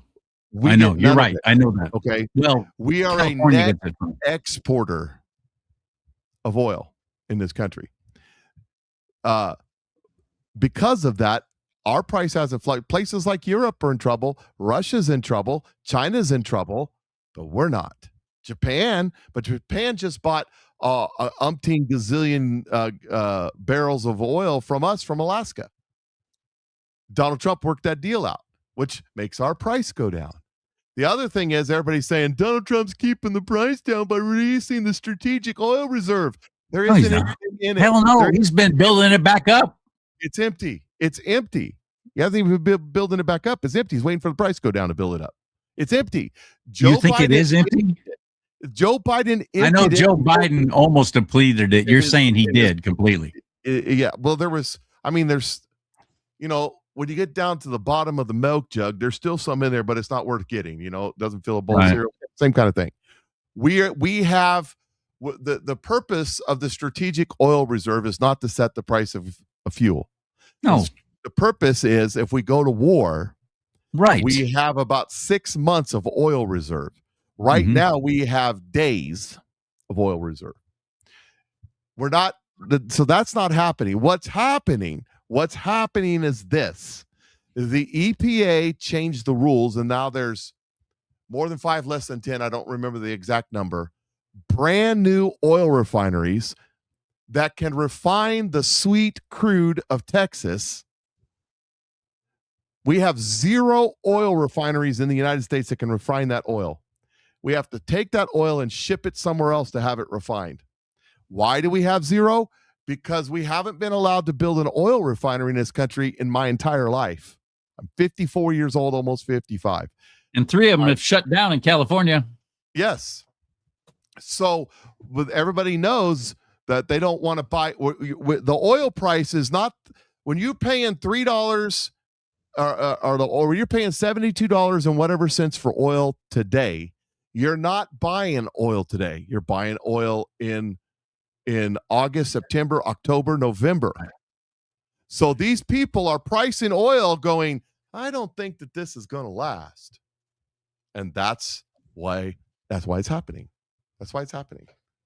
Of course, Iran has responded and said this. Seems like the U.S. bases will be totally removed tonight. Wait for the rapid and decisive response. Now, when this first started, way back when, this time last year. I want to find Jay Boland's comment, by the way, while you're explaining when this this. first happened, Iran was launching hundreds and hundreds of intercontinental ballistic missiles, and let's see, is power asking for a friend. Trump was saying earlier today that he didn't want to do that because he doesn't want to do that to the Iranian people, but if he has to do it. But way back then, they were launching thousands of drones, hundreds of missiles. Now they're launching tens of drones and maybe a missile. They don't have the ability anymore because not only did we take out their launchers, we took out their manufacturing plants. We took out the ball bearing plants. World War II, we were bombing Dresden to get rid of the ball bearing plants. Why? Because without the ball bearings, they couldn't make tanks and guns and everything else that needed the ball bearings. Well, we did the same thing with them. We took down the down the supply chain plants to make these things. So it's really they don't have the ability to produce what they have. They used to have some stuff stacked away that hasn't been found yet, but they don't have the ability. So that's, and I talked about it on my show today, some of the stuff that we've come up with. Did you know that last week that a B-2 bomber out of Whiteman Air Force Base here flew off to the Pacific towards Guam and sunk a ship, one of our derrick ships? You know how we do. When we get an old ship, we sink and make a reef out of it, right? Yeah. They sunk. So a stealth bomber flew off towards Guam and launched a stealth ship-killing cruise missile and sunk a ship as proof of concept. And they announced it last week that they did that. Why would they do that? Because here's the thing. One stealth bomber carries 5 of these cruise missiles. 5 of these stealth bombers carry 25 of these cruise missiles, right? 5 times 5, do the math. We have several more than that. We also know that our stealth technology can evade the best Timu radar systems that China has, because we did it they had the best system money could buy in Iran, and they had the best system money could buy in Venezuela, and it didn't work. So here's what they just said to China. They said, hey, we know you got that nice, pretty aircraft carrier, and you got 20 or so support craft around, battleships or not battleships, but destroyers and cruisers and corvettes around to protect, with all their stuff. Well, we can fly in. You won't see us. You won't know we're there until your ships blow up. Suckers. That's what we just said. We can sink their entire Navy, and they'll never know we were there. That's one of the things that just came up. Navy's already sunk. I mean, that's a done deal. No more Air Force either. No, I'm talking about China. That was a message to China. Good heavens. I missed that part. Yeah. And then there's this story. Reading this comment right here. There's this story. I'm not going to read you the whole story. I'm going to tell you about the story, but I want to show you the picture. Okay. This is the new F-15EX Eagle 2. This is the Eagle that they're redoing, put all the updated avionics they're using as a platform. This is an MQ-28 Ghost Bat. And this drone aircraft, unmanned drone aircraft, is tethered to this aircraft. This aircraft operates in tandem with this aircraft. Oh, I don't have it on the screen. Why don't I have it on the screen? No, we're waiting. I know, it's crackhead. So this is the Eagle. This is the drone, and they fly together. And they went out to a big Pacific training exercise, and they flew these planes for the first time together. With working together, drone and piloted aircraft in simulated combat. It's a whole new thought process on how to do combat. Over on the far right of the screen in the lower corner there. That's beach volleyball advertisement, you pervert. Is that what you wanted me to look at? Because that's right where my eyes went. I'm sorry. This is an animation of what they think is going to work.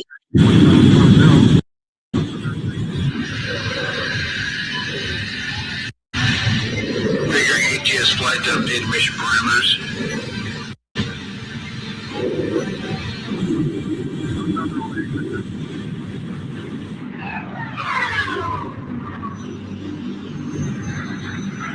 Look at that. Whoa.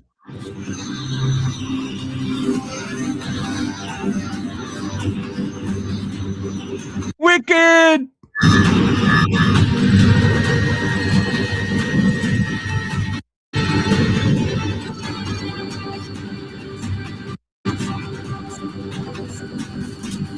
This looks like a Jean-Claude Van Damme movie. Well, it's an AI generated movie put out by the Defense Department to give you an idea. Oh, Jean-Claude Van Damme. Jean-Claude was AI before AI was cool. Oh, Boeing put that out. All right. So basically, the drones were over here, and all their sensors were turned on. So the radars and sensing equipment of the enemy was detecting the drones, while the F-15 Eagles were over here jamming everything, and they didn't see them coming. And that's the idea behind what that technology is going to do. And I'm sure it's way more better than Why that. are we telegraphing that to our enemies? Why are we giving them these kind of ideas? The same reason that we told them about the same reason that we told them about the The whole sound wave thing that'll make you throw up. Well, that too, the discombobulator, yes. The same discombobulator. That's the official military term. Yeah, that's Trump's term. And he's the president, so I guess that's what it is. The screwer upper. I think it says Acme discombobulator on it. I'm pretty sure it's what it says. Beep, beep, beep, beep. So, but no, the same reason why we told them we can fly our B-2s and shoot these brand new cruise missiles that you can't see coming and blow up your entire Navy. The same reason why Pete Hegseth advertised that he was out at White Sands, New Mexico, watching a laser shoot down multiple targets, shooting down artillery, shooting down mortars, shooting down drones, shooting down cruise missiles, and shooting down ballistic missiles with a laser. And they said that the cost of deployment per firing is about $2, as opposed to $1 million or $100,000 with the various systems they're using in Israel right now. And we now have this in mass production in the United States. This is not an accident that they're telling the world these things. We're telling the world, don't mess with us. You know, we're telling the world this is the hood version of lifting your shirt and showing that you're strapped. That's what this is. You know what this flashed me back to was my President Ronald Reagan when he proposed the SDI, Space Defense Initiative, and all the media and all the Hollywood types and all the pundits and all the experts and all the brilliant commentators made fun of him and called it Star Wars and said, how stupid is that? What a complete waste. Those morons, at the same time that they're over here bashing my president for saying, we need to be developing this. This is a smart move. And it is. And it was then. And it is even more so now. Remember how Russia responded to all that? They didn't think it was funny. They didn't think it was funny at all. Oh, they went broke. And then on top of that, that was the jab. That was the jab, right? The jab, the left-hand jab, right-hand swing. That was the jab, right? Was Star Wars, strategic defense, and all this other stuff. The strike was the first Gulf War. That's what put the Russians over the top. So that's why they collapsed. And here's why. Because Iraq had the 4th largest army in the world. They had twice as many armored vehicles than we did. They were using the top line at the time, T-72 tank. We were told, because I was in a tank unit, I was in a heavy mech unit, we were told to expect 50% casualties as the two tanks came together, a mano, right? That's what we were told.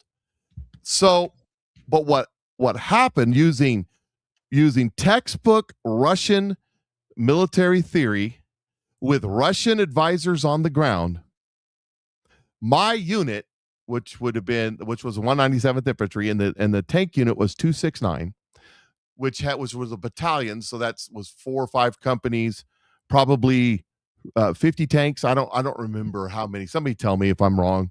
But about that many took out 2 divisions of Republican Guard tanks. One of the things that the tanks would do, the Russian tanks, is their first line of defense, they'd be buried in the ground. Okay? They'd be buried in the ground, just their turrets sticking out. Yep. And then they would have in the rear, they would have their tanks coiled like this.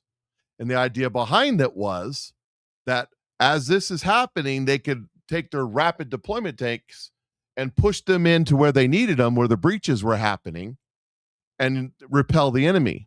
The problem is that we attacked at night, and they don't have the same kind of optics we do. We attacked during a sandstorm, which they don't have the same kind of optics we do. Right. And we started shooting them from 2.5 miles away when they could only shoot about 1,000 yards.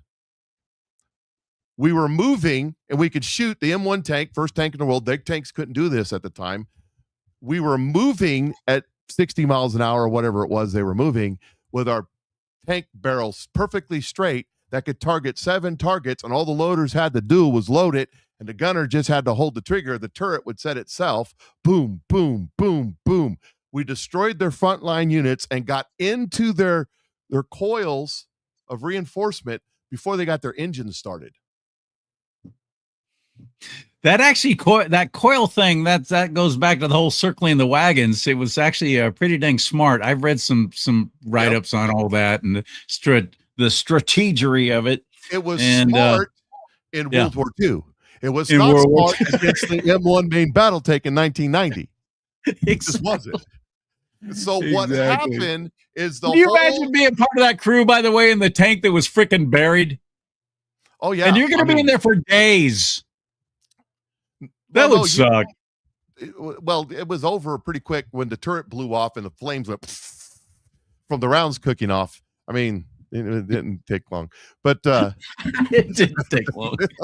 The thing is about it is that the Soviets went, oh crap, because their entire doctrine, their entire system, their whole thing, they were like, we're done. We there's nothing we can do against the Americans. Nothing. Because you know how many tanks we lost in that battle? I'm guessing 0. One. It was shot by an Apache by mistake. The Native Americans were there too? Yes. Apache attack helicopter. Come on, man. Army guy. That's crazy, man. Those Indians get around. I know, right? Yeah. Tomahawk. They tomahawked your tank. I'll bet you got stories. Have you ever shared those stories? What it's like being part of a tank crew? How's your hearing, by the way? No. I wasn't part of the tank crew. I was. You weren't. But that was my unit. I drove during the war. I drove 5,000 gallons of diesel. Oh, you were fueling them, but yeah, I was a mechanic, but they needed drivers. Yeah, I was fueling them. Yeah, that was. Well, they were trying to target you then big time. They wanted to take you out before you could get to the tanks. You probably had all kinds of IED encounters and so on. Well, they didn't do IEDs back then. It was 4th largest army in the world against us. That didn't come about till afterward. That strategies came up after they got their butts kicked, and they said, "Well, that's not going to work. We're going to have to do something else." So we're going to have to be sneakier. Well, and of course, who invented guerrilla warfare? Who invented that type of warfare? Communists. No. Yeah. We did. We invented. No. Yes, we did. In 1776, when we were hiding behind, Bill Cosby. Okay. Cosby, they flipped a coin and we won the toss, and we said you have to wear red and march in straight lines, and we're going to hide behind the rocks and trees and everything. You have to all be in line and squat down and shoot at us, and then back up, and then the next column comes up. Okay, got it. You're right. Okay, because that's the kind of warfare that we did. We'll take credit for that. As a matter of fact, that's more true. I can't remember what the general was. The general that was fighting in the South, and Cornwallis forces chased him all the way up north, all the way up to World War II or what? No. This Revolutionary War. Revolutionary War. And what he did is he drew. I can't remember the name of the general, but the American forces. That was Schwarzkopf. General Schwarzkopf. Yeah, that was wrong war. But he withdrew Cornwallis out back. Patton. His name was all Patton. The way up north towards George Washington, and all along the way they were getting conscripts into the American forces. So the American forces was getting stronger. They would destroy the farmland and stuff, take all the crops and take everything, the American forces, so that there was nothing for Cornwallis, who had this big long wagon train of supplies as further and further he got. So, and their forces were getting weaker and weaker and weaker. That's kind of how the Russians worked it when the Germans were chasing them back to Moscow. They were doing the same thing. It's a great strategy for a weaker force on a stronger force. And then they picked the ground and they turned and they fought him all the way back to what fort was it right there? And that's when the French showed up and they surrendered because it was over at that point. So can't remember what the fort was. I'd have to go back and read the story. It's been a while. So yeah, we invented guerrilla warfare. We invented it was the Kentucky long rifles, a bunch of guys in deer skin hiding in the woods like the Indians, going, okay, the guy on horseback with the big silver thing right here, hit him right above the silver thing with the Kentucky, the first rifle gun used in combat. You just brought something to mind, though. Technically, we did not invent it. The Indians did. We just kind of stole their tactics, didn't we? Well, we what's the word I'm looking for? Industrialized it. On a grand scale. We borrowed it. All right, my friend. Well, we've been on for a couple hours, I think. Do you want to continue? Because I got more stuff. It's up to you.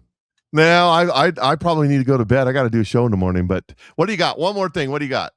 I would like to ask you, though, if you don't mind putting in the chat room, would you like us to start earlier? Because I've noticed every week we have a lot of people that start bailing towards the end just because it's late where you are. I'm on the West Coast. Doesn't matter to me, but I can definitely start earlier. We can start let's see, you're 8:15 Central Time. We could start at 6:15 Central. How would that work for you, Mike?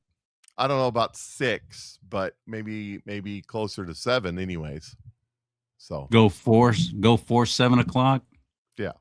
So we'd be, I mean, how's the audience there? I don't even know. Would that adversely affect it? We're trying to, when you're starting out something like this, you got to experiment and just see what works. And then, if you catch a greater viewership, and ultimately that's what this is all about. Mike and I are doing this for 2 reasons. One, we love it.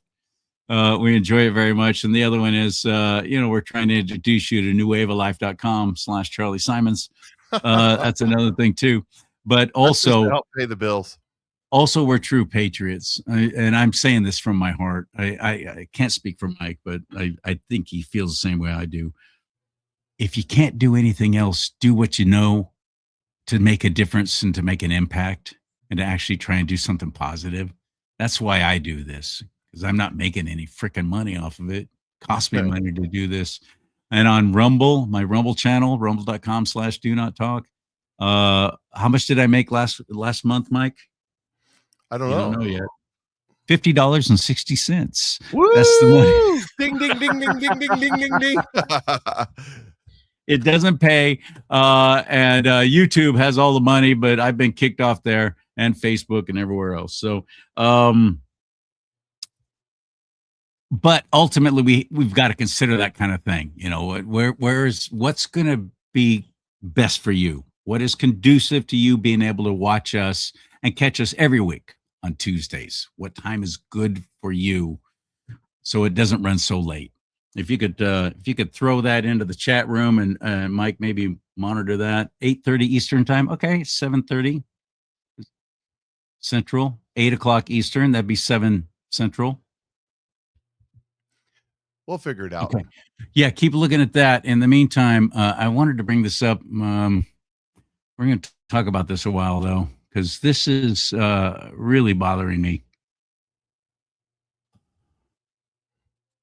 I hate our media. I've been in the media my entire adult life, and I've never hated my own business more than I do now. Because this is the story that nobody's covering. Chicago man. Well, he's not Chicago. He's from Venezuela. He's here illegally. Accused of fatally shooting a Loyola University student along the lakefront. Just returned to court.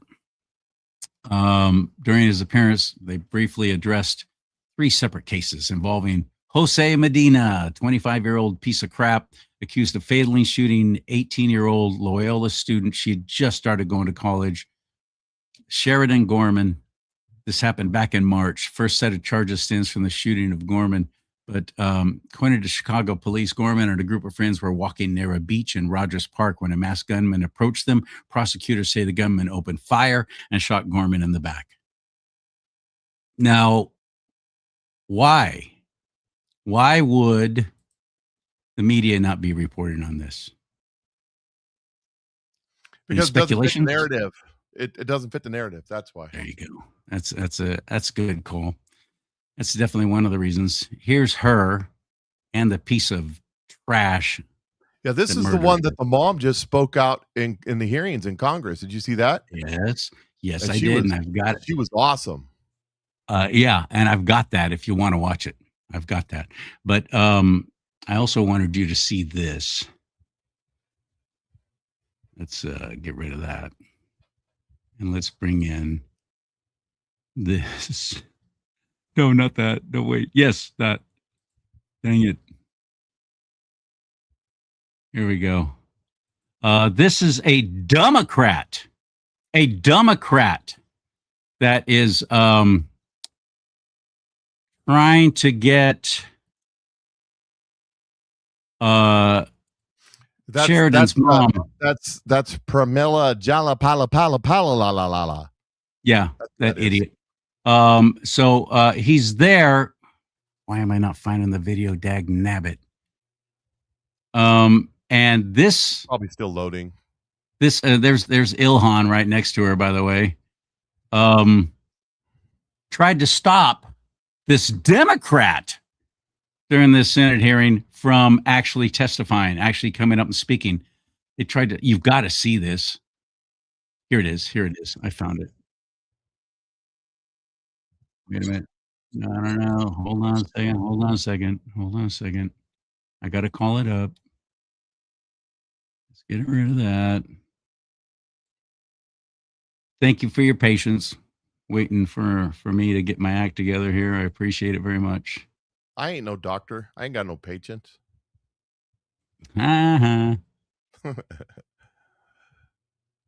See, I have to do one thing at a time. I have to take out the other. It was working so much better. The last couple of weeks, I finally got it together and I figured out how to do all this right. And then I went off and left it all at home. I'm not at home. I'm at a different studio tonight. Here it is. This time for Scherzies. Okay, here's what happened when this Democrat tried to bring this mom up to testify. That's my boy, Tom McClintock right there, by the way, Congressman McClintock, California. Thank you, Mr. Chairman, and thank you for having me at this important hearing. I'm here today to introduce Jessica Gorman. Jessica should not be here today. She should not be testifying before Congress. She should be back in New York with her daughters, Madeline and Sheridan, enjoying a quiet Tuesday afternoon in the summer. But unfortunately, Jessica is here with us today. And she's here because just a few short months ago, her beautiful daughter, Sheridan, was shot and killed in Chicago by an illegal immigrant. I cannot say it loud enough or clear enough, but this nation and this Congress owes you an apology. We are sorry to you, to Tom, and to Madeline. I didn't know Sheridan personally, and that's a tragedy. But I know her family, and I know the Yorktown community. I know that she was a kind and compassionate young woman who cared about her community and had a bright future ahead of us. And I know without a doubt in my mind the incredible things she would have done with her life should she had been given a chance. Her murder was senseless. It should not have happened. Our immigration policies exist for a reason, and they should have been enforced. Sheridan would still be with us today, and Jessica would not have to testify before this panel. Our immigration laws facilitate legal immigration processes to ensure that good, smart people can come into this country, assimilate, and contribute to our communities, while also ensuring that criminals who break the law do not get to stay. Now, I'll remind you, this is a Democrat, New York Congressman Lawler, who's about to bring in this girl's mother to be part of this testimony. And here's what happens from what's his face? fat bridge troll, Jerry Nadler, and that other one. Go ahead on. Their jobs are made infinitely harder when places like New York and Chicago blatantly disregard existing law and provide safe harbor to criminals. Sanctuary policies Mr. Chairman, are the reason. Point of order. Here we go. This is a Gentlemen will statement, suspend. not an introduction. Lady's point is well taken. Gentlemen, please flash the introduction. Thank you. Back in He's introducing May of her. 2023, over 3 years ago, Sheridan's murderer illegally entered the United States. Border Patrol caught him. They apprehended him. But then, because of the Biden administration's ludicrous open border policies, he was released in country. This is a Democrat saying this. A month later, he was arrested for shoplifting in Chicago. Under existing law at the time, he should have been deported right then and there. And Point of order, this is not Here we go. abiding Here's by Nadler. our federal laws. point of introduction. It's the speech. Yourself. Yes. Chairman. Precisely because you have failed to do your job. Yes, You Mr. wonder Chairman. why you had 4 Everybody years. settle. Because you It's freezing up on our side. If people don't stick to the rules. So I appreciate the chairman's insistence that we stick to the rules and that you have the opportunity to introduce your constituent. which I Right, and think you have introducing done. my So thank you very much, Mr. want to hear the details. He is not even the committee chair, and she's saying matter. The gentleman will suspend. It's this guy. Yes, that's a Republican, and he sides with the Democrats. He's a I looked him up. He is not running for re-election. He's out in November, and it was in another hearing where he was doing this exact. Talk about same thing. McClintock. Yes, Or Lawler. The chairman of the Californian. committee. I don't That's know where he's McClintock. from. That's Tom McClintock.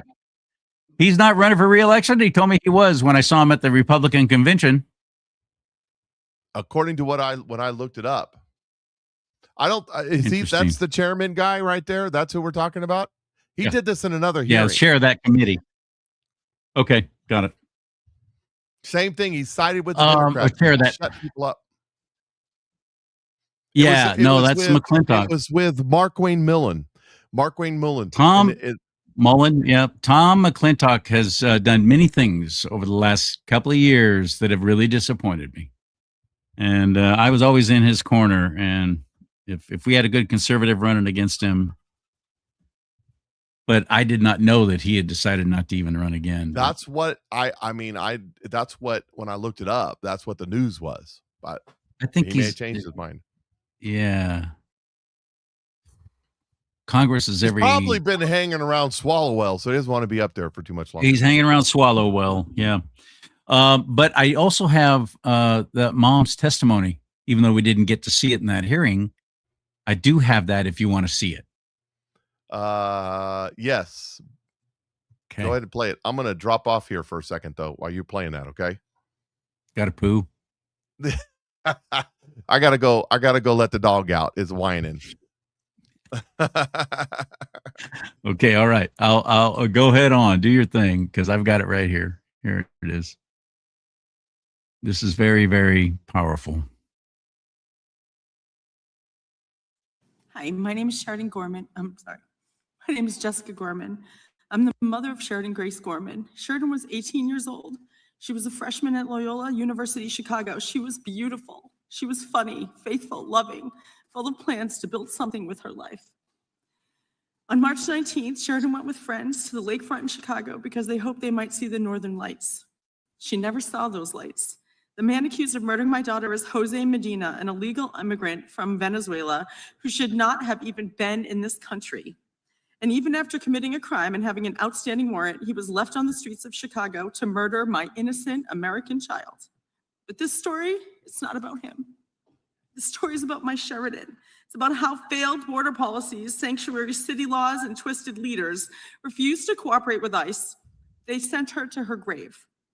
It's about a government and politicians that forgot their first priority. And the question before this committee is painfully simple. When did protecting our American citizens stop being your first priority? And even more important, why did protecting our American citizens stop being your first priority?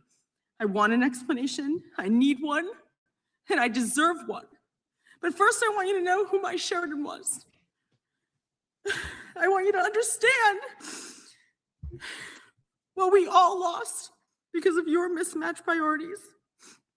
My husband and I have always joked that our older daughter, Madeline, is our pride. Well, Sheridan was our joy. From the moment she was born, Sheridan was pure energy, enthusiasm, laughter, fun. She was the kind of person who made every room brighter and usually a little louder. Which is why when Sheridan was in kindergarten, I remember going to her first parent-teacher conference. I was a little nervous because while she was the sweetest little girl you could possibly imagine, she was also the chattiest. I remember sitting down across from her teacher, bracing myself and asking with bated breath, "So, how's my Sheridan?" I'll never forget when the teacher looked at me very seriously and said, "I only have one thing to say to you." Oh, my stomach dropped. Then she said, "Your Sheridan stalks the buddy bench." I remember blinking at her. "I'm sorry, what?" She said, "Your Sheridan stalks the buddy bench." The what? I was totally confused and I asked, is that a good thing or is that a bad thing? And what exactly is a buddy bench? And the teacher smiled and said, "It's a beautiful thing." She explained that they had a bench in the play yard. She said that not all kids are as outgoing and confident as your Sheridan. So the children were told that if they wanted to play or if they felt lonely, left out, shy, they could sit on that bench. And then the other children were told that if they saw someone sitting there, they should go over, talk to them, ask them to play. And apparently Sheridan, my tiny kindergartner, had appointed herself the guardian of that bench. Every day at recess, instead of heading straight to the swings or joining in a game of kickball, my daughter hung back and hovered by the nearby tree, just watching that bench, just waiting, just in case someone might need her. Because she didn't have a chance to fully sit down on the bench before Sheridan was rushing over to take them, to take their hand, pull them away. Girls, boys, first graders, kindergartners, it really didn't matter to her. If the child looked lonely, Sheridan went over. If someone had no one to play with, Sheridan was there. If someone felt invisible, Sheridan saw them. That was my daughter, and that is who she was until the day she was stolen from us. And I honestly can't make sense of it. I cannot make peace with it.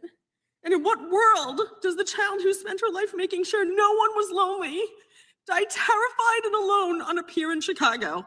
In what world does the girl who saw everyone become invisible to the people in power responsible for protecting her? This cannot be explained away, and it cannot be buried beneath a list of unrelated issues that you all paraded before us. Thanks for telling me without telling me that, you're here, but you don't want to be. This is the fourth time you've had angel families. Thanks for telling me you don't care. This cannot be buried under your slogans, your statistics, or excuses, and this just can't stand. So today, I bring this back to the buddy bench. I think Congress needs one. I think every governor, every mayor, every sanctuary city official and politician shifting blame and interest, hiding behind their slogans and talking points should have to all sit on one. And I challenge you all to sit down with me, take my hand, look me in the eye, and then explain to me, because I just don't understand. Explain why people here illegally matter more than your American citizens.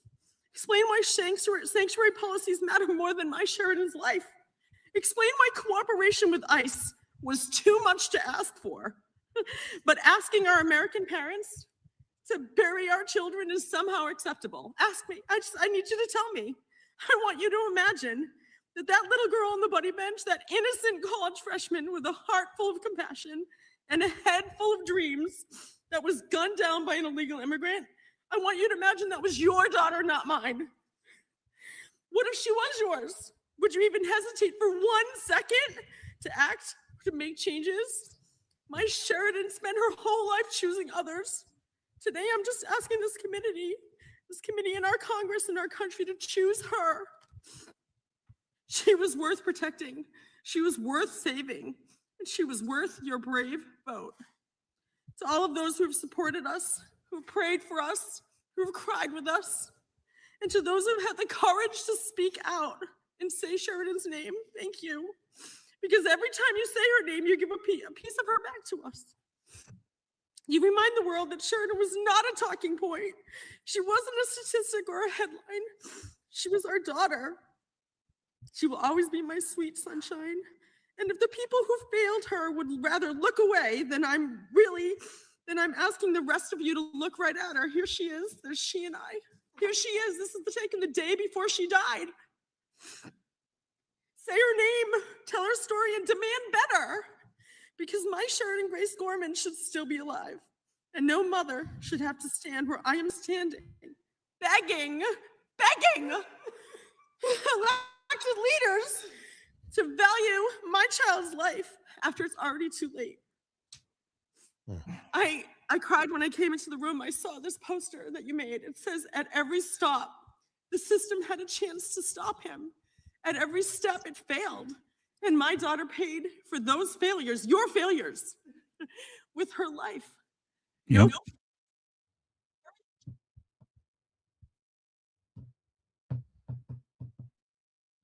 Yep. That's about all you can say, really. And they didn't want her to talk. There was another. They didn't. They dirtbag politicians. Beautiful. See, they want to. They want. Daughter's beautiful too. I need you to think about what these policies are, and I need you to imagine this is your daughter, because I'm very sure you won't be cutting off anyone when they're speaking. You won't. I'd be very sure you won't call this a political stunt. The grief is real. Every day I wake up with unimaginable pain. You know what? I wake up in the middle of the night and I think, did my daughter cry for me? She made it 40 feet. She made it 40 feet running for her life. Oh, good Lord. She cry out for me. She Oh, died on that good pavement Lord. all by herself, lonely, bleeding on that pavement. And I will never ever rest. I actually have to say that I am devastated. My husband and I, we're only a couple years away from retirement. I've worked my whole life so hard. All I wanted to do was just enjoy our children. Just wanted to enjoy my Sheridan, my Madeline. And now I'm bitter. I'm bitter because I'm a lover, not a fighter. I'm a lover. I love children. I love pumping people up and making them feel good about themselves. I'm not racist. I'm not xenophobic. We've done everything right, my husband and I. We taught our daughter to be wonderful, beautiful person. Her love was extravagant. And now I'm going to have to spend my last waking moment, I'm going to have to spend fighting against these policies, fighting for people to say her name. So if you have the courage, please come talk to me. Come sit on that bench. I'll buy Congress a bench. Talk to each other. Talk to each other.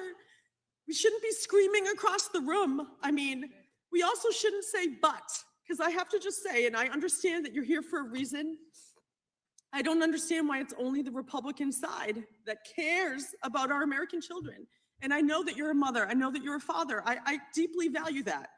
But basically what you just did, what you said was, I'm so sorry for your loss. I have a daughter too. I have a son. I feel your pain. You don't. You don't feel my pain. Because the next words out of your mouth were, but. There's no but. When your child is in a coffin, there's no but. And I need you to understand that. And if you ever want to talk about it, I'm here. I'm going to buy you a bench. I can put that on the record. I'm going to buy Congress a bench. And they can come and sit and hold my hand and look me in the eye and explain to me why illegal immigrants are more important than my daughter. I really want to know, because I don't understand. Please, I welcome you. I will listen. I will listen. I care. I care. I just need you to explain it to me, because I don't, and I fear I will never understand. Thank you. Mike's right. They tried to stop that. This woman right here, as a matter of fact, who we showed earlier. This is the one that tried to prevent that from actually happening. Her testifying there. Stop, Spike. Spike's bumping my arm because he wants under my arm. There she is. Can you see it? Is it up? Yep. Yeah. Yep. There it is. Yeah. That's the idiot. Primala Japalapalapala. Yeah, who cares? Dumbest people From in Washington Congress. State, one of the most ridiculous states in the union, told the parents of children murdered by illegal immigrants that Congress has other things to do. Unfortunately, let me do it in how I imagine her voice is. Unfortunately. This hearing is the fourth time in this committee that we've had a hearing on sanctuary cities. The fourth time. There's many other things that we could be doing other than this. Tell you how Paul said. We could be arresting all the politicians in the sanctuary cities. That's what we could be doing. Good point.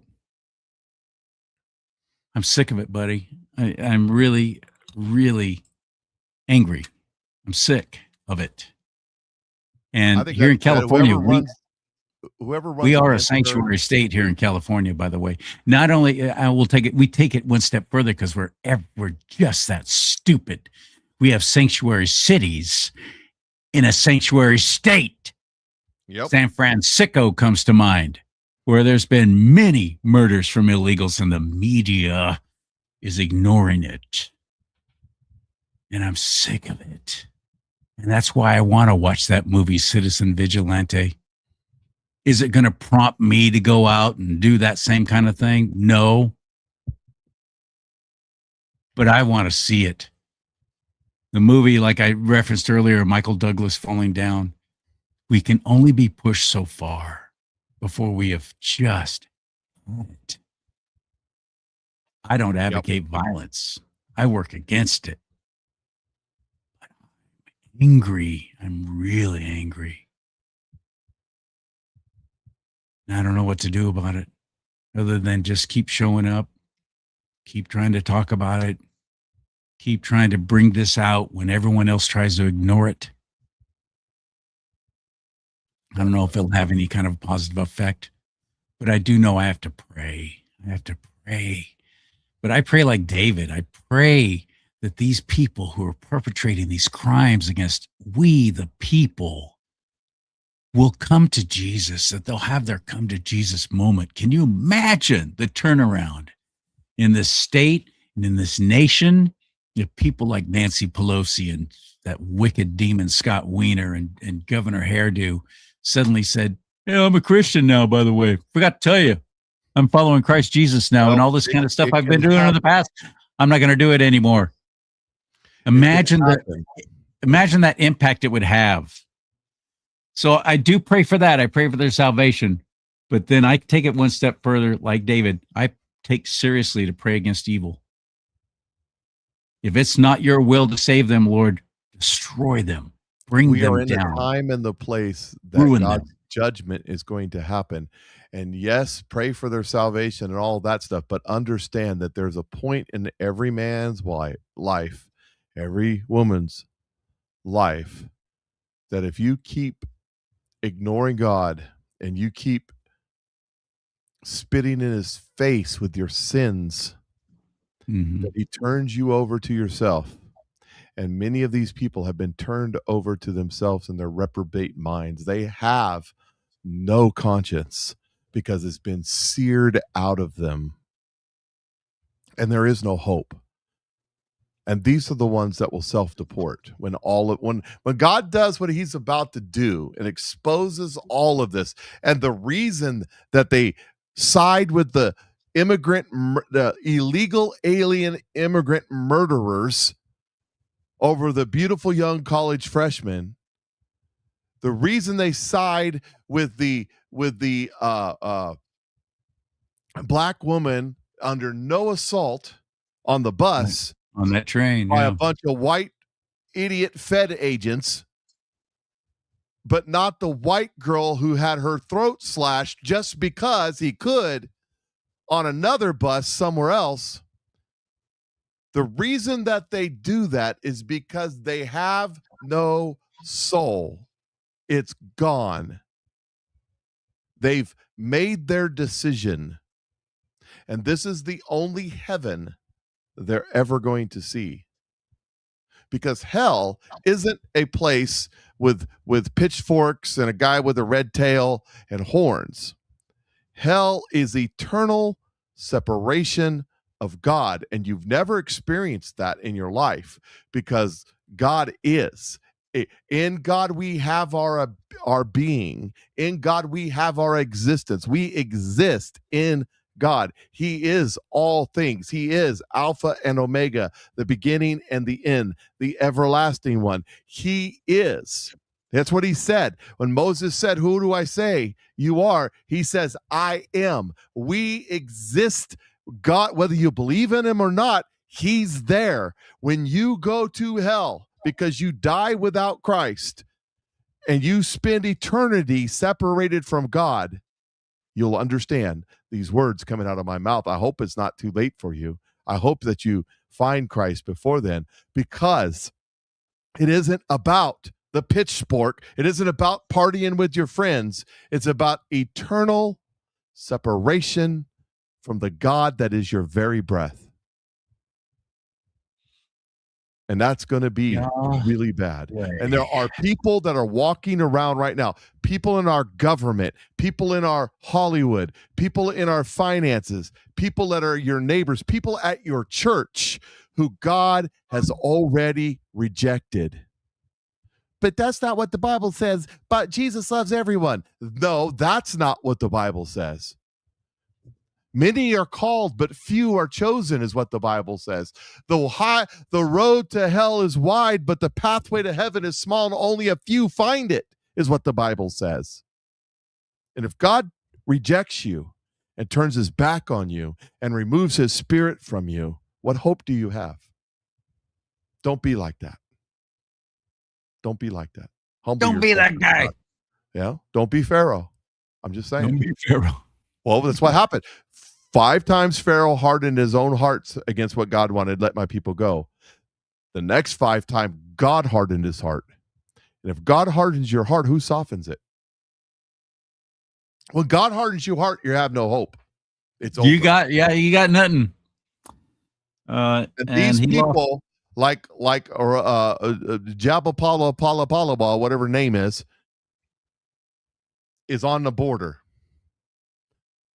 God says this.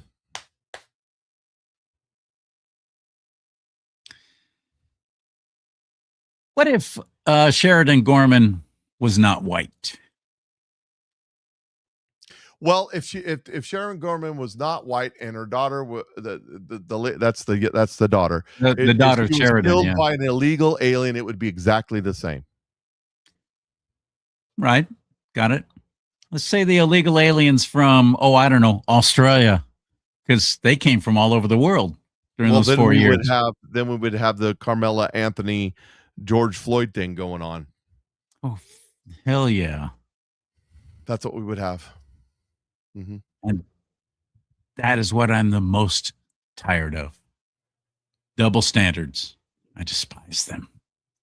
Well, the problem is when you have no standards, then double standards are not a problem. Good point.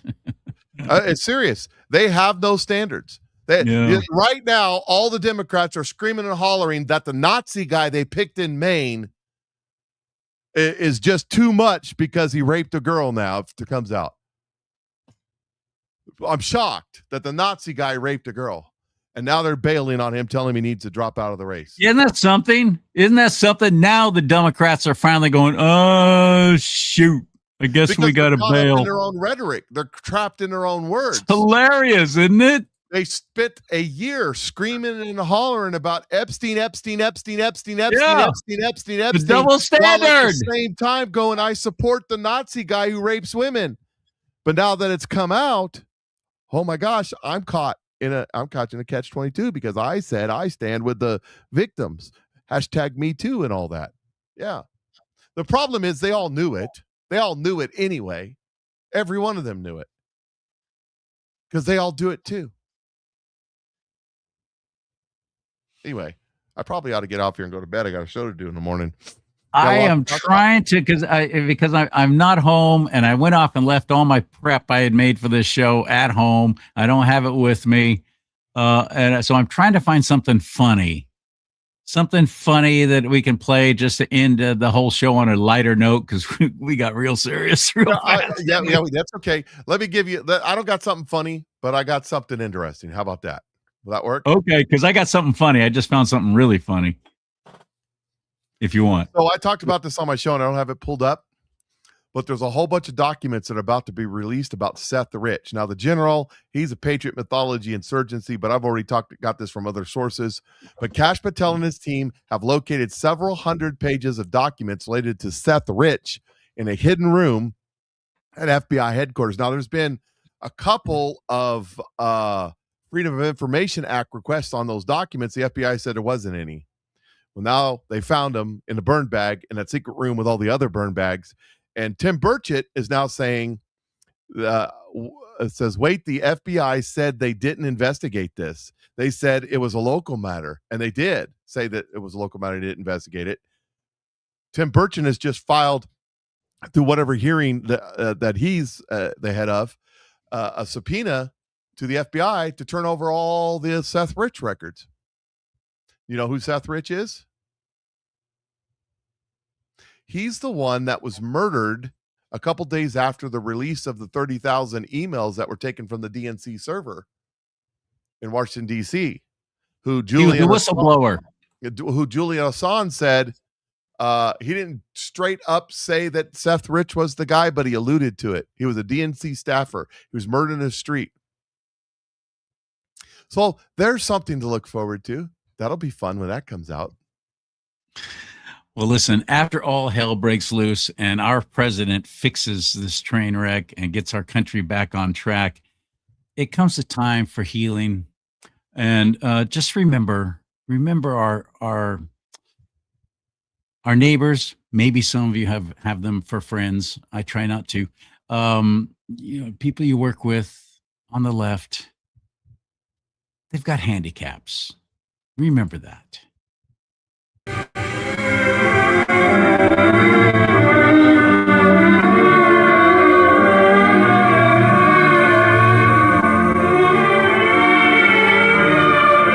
Usually, the mentally retarded are divided into classifications: the educable, the trainable, there's Nadler, and the custodial.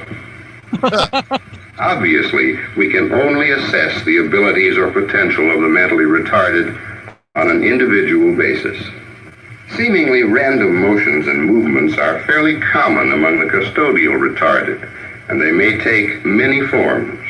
Sometimes there are motions which seem to have no meaning whatever and may even cause unintentional self-inflicted injuries. The vast majority of the mentally retarded are intelligent enough that they can be taught a great many things. However, there's a wide range of ability even among those considered educable. And their ability to learn obviously varies according to their level of intelligence. Equally important is a stimulating environment. However, we must remember to set realistic standards that are not too high for the individual.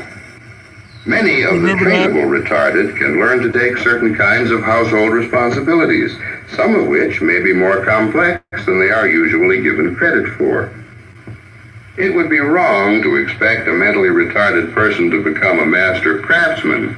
The standards are too high. But even in the skilled trades, for example, the mentally retarded can be trained to become valuable assistants. Who are the mentally retarded? They are people. They come in both sexes and in all sizes, shapes, creeds, and colors. Wherever people live, there also live the mentally retarded.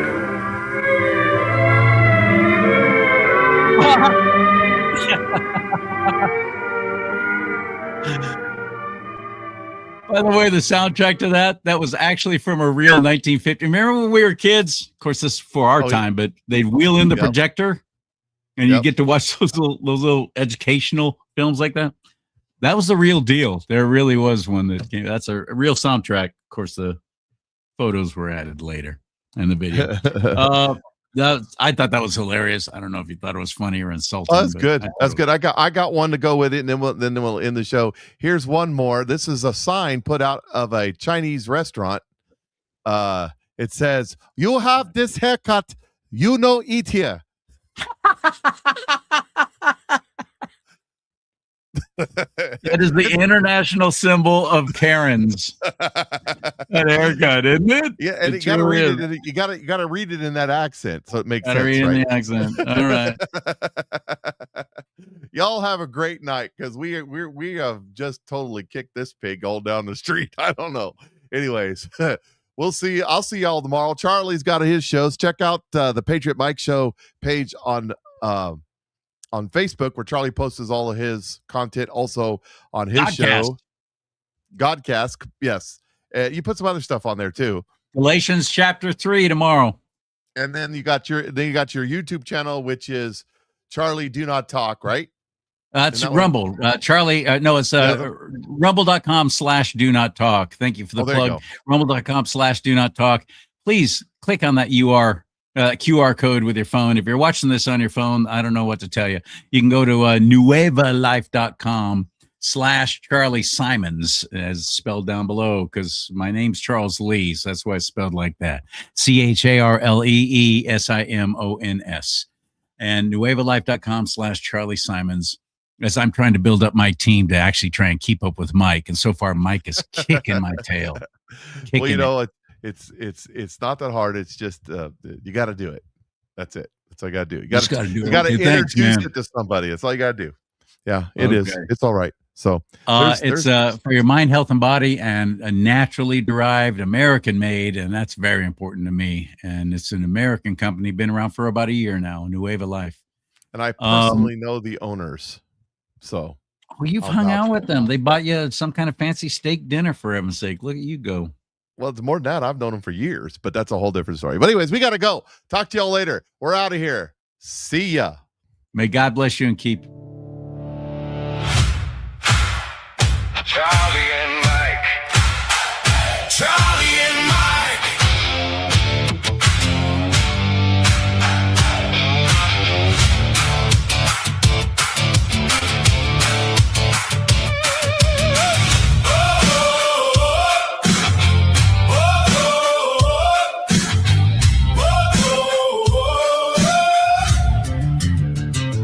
Talk about it. Tell the truth. God and country in the booth. We stand strong. We hold the line. Won't shut up. Not this time. Hands on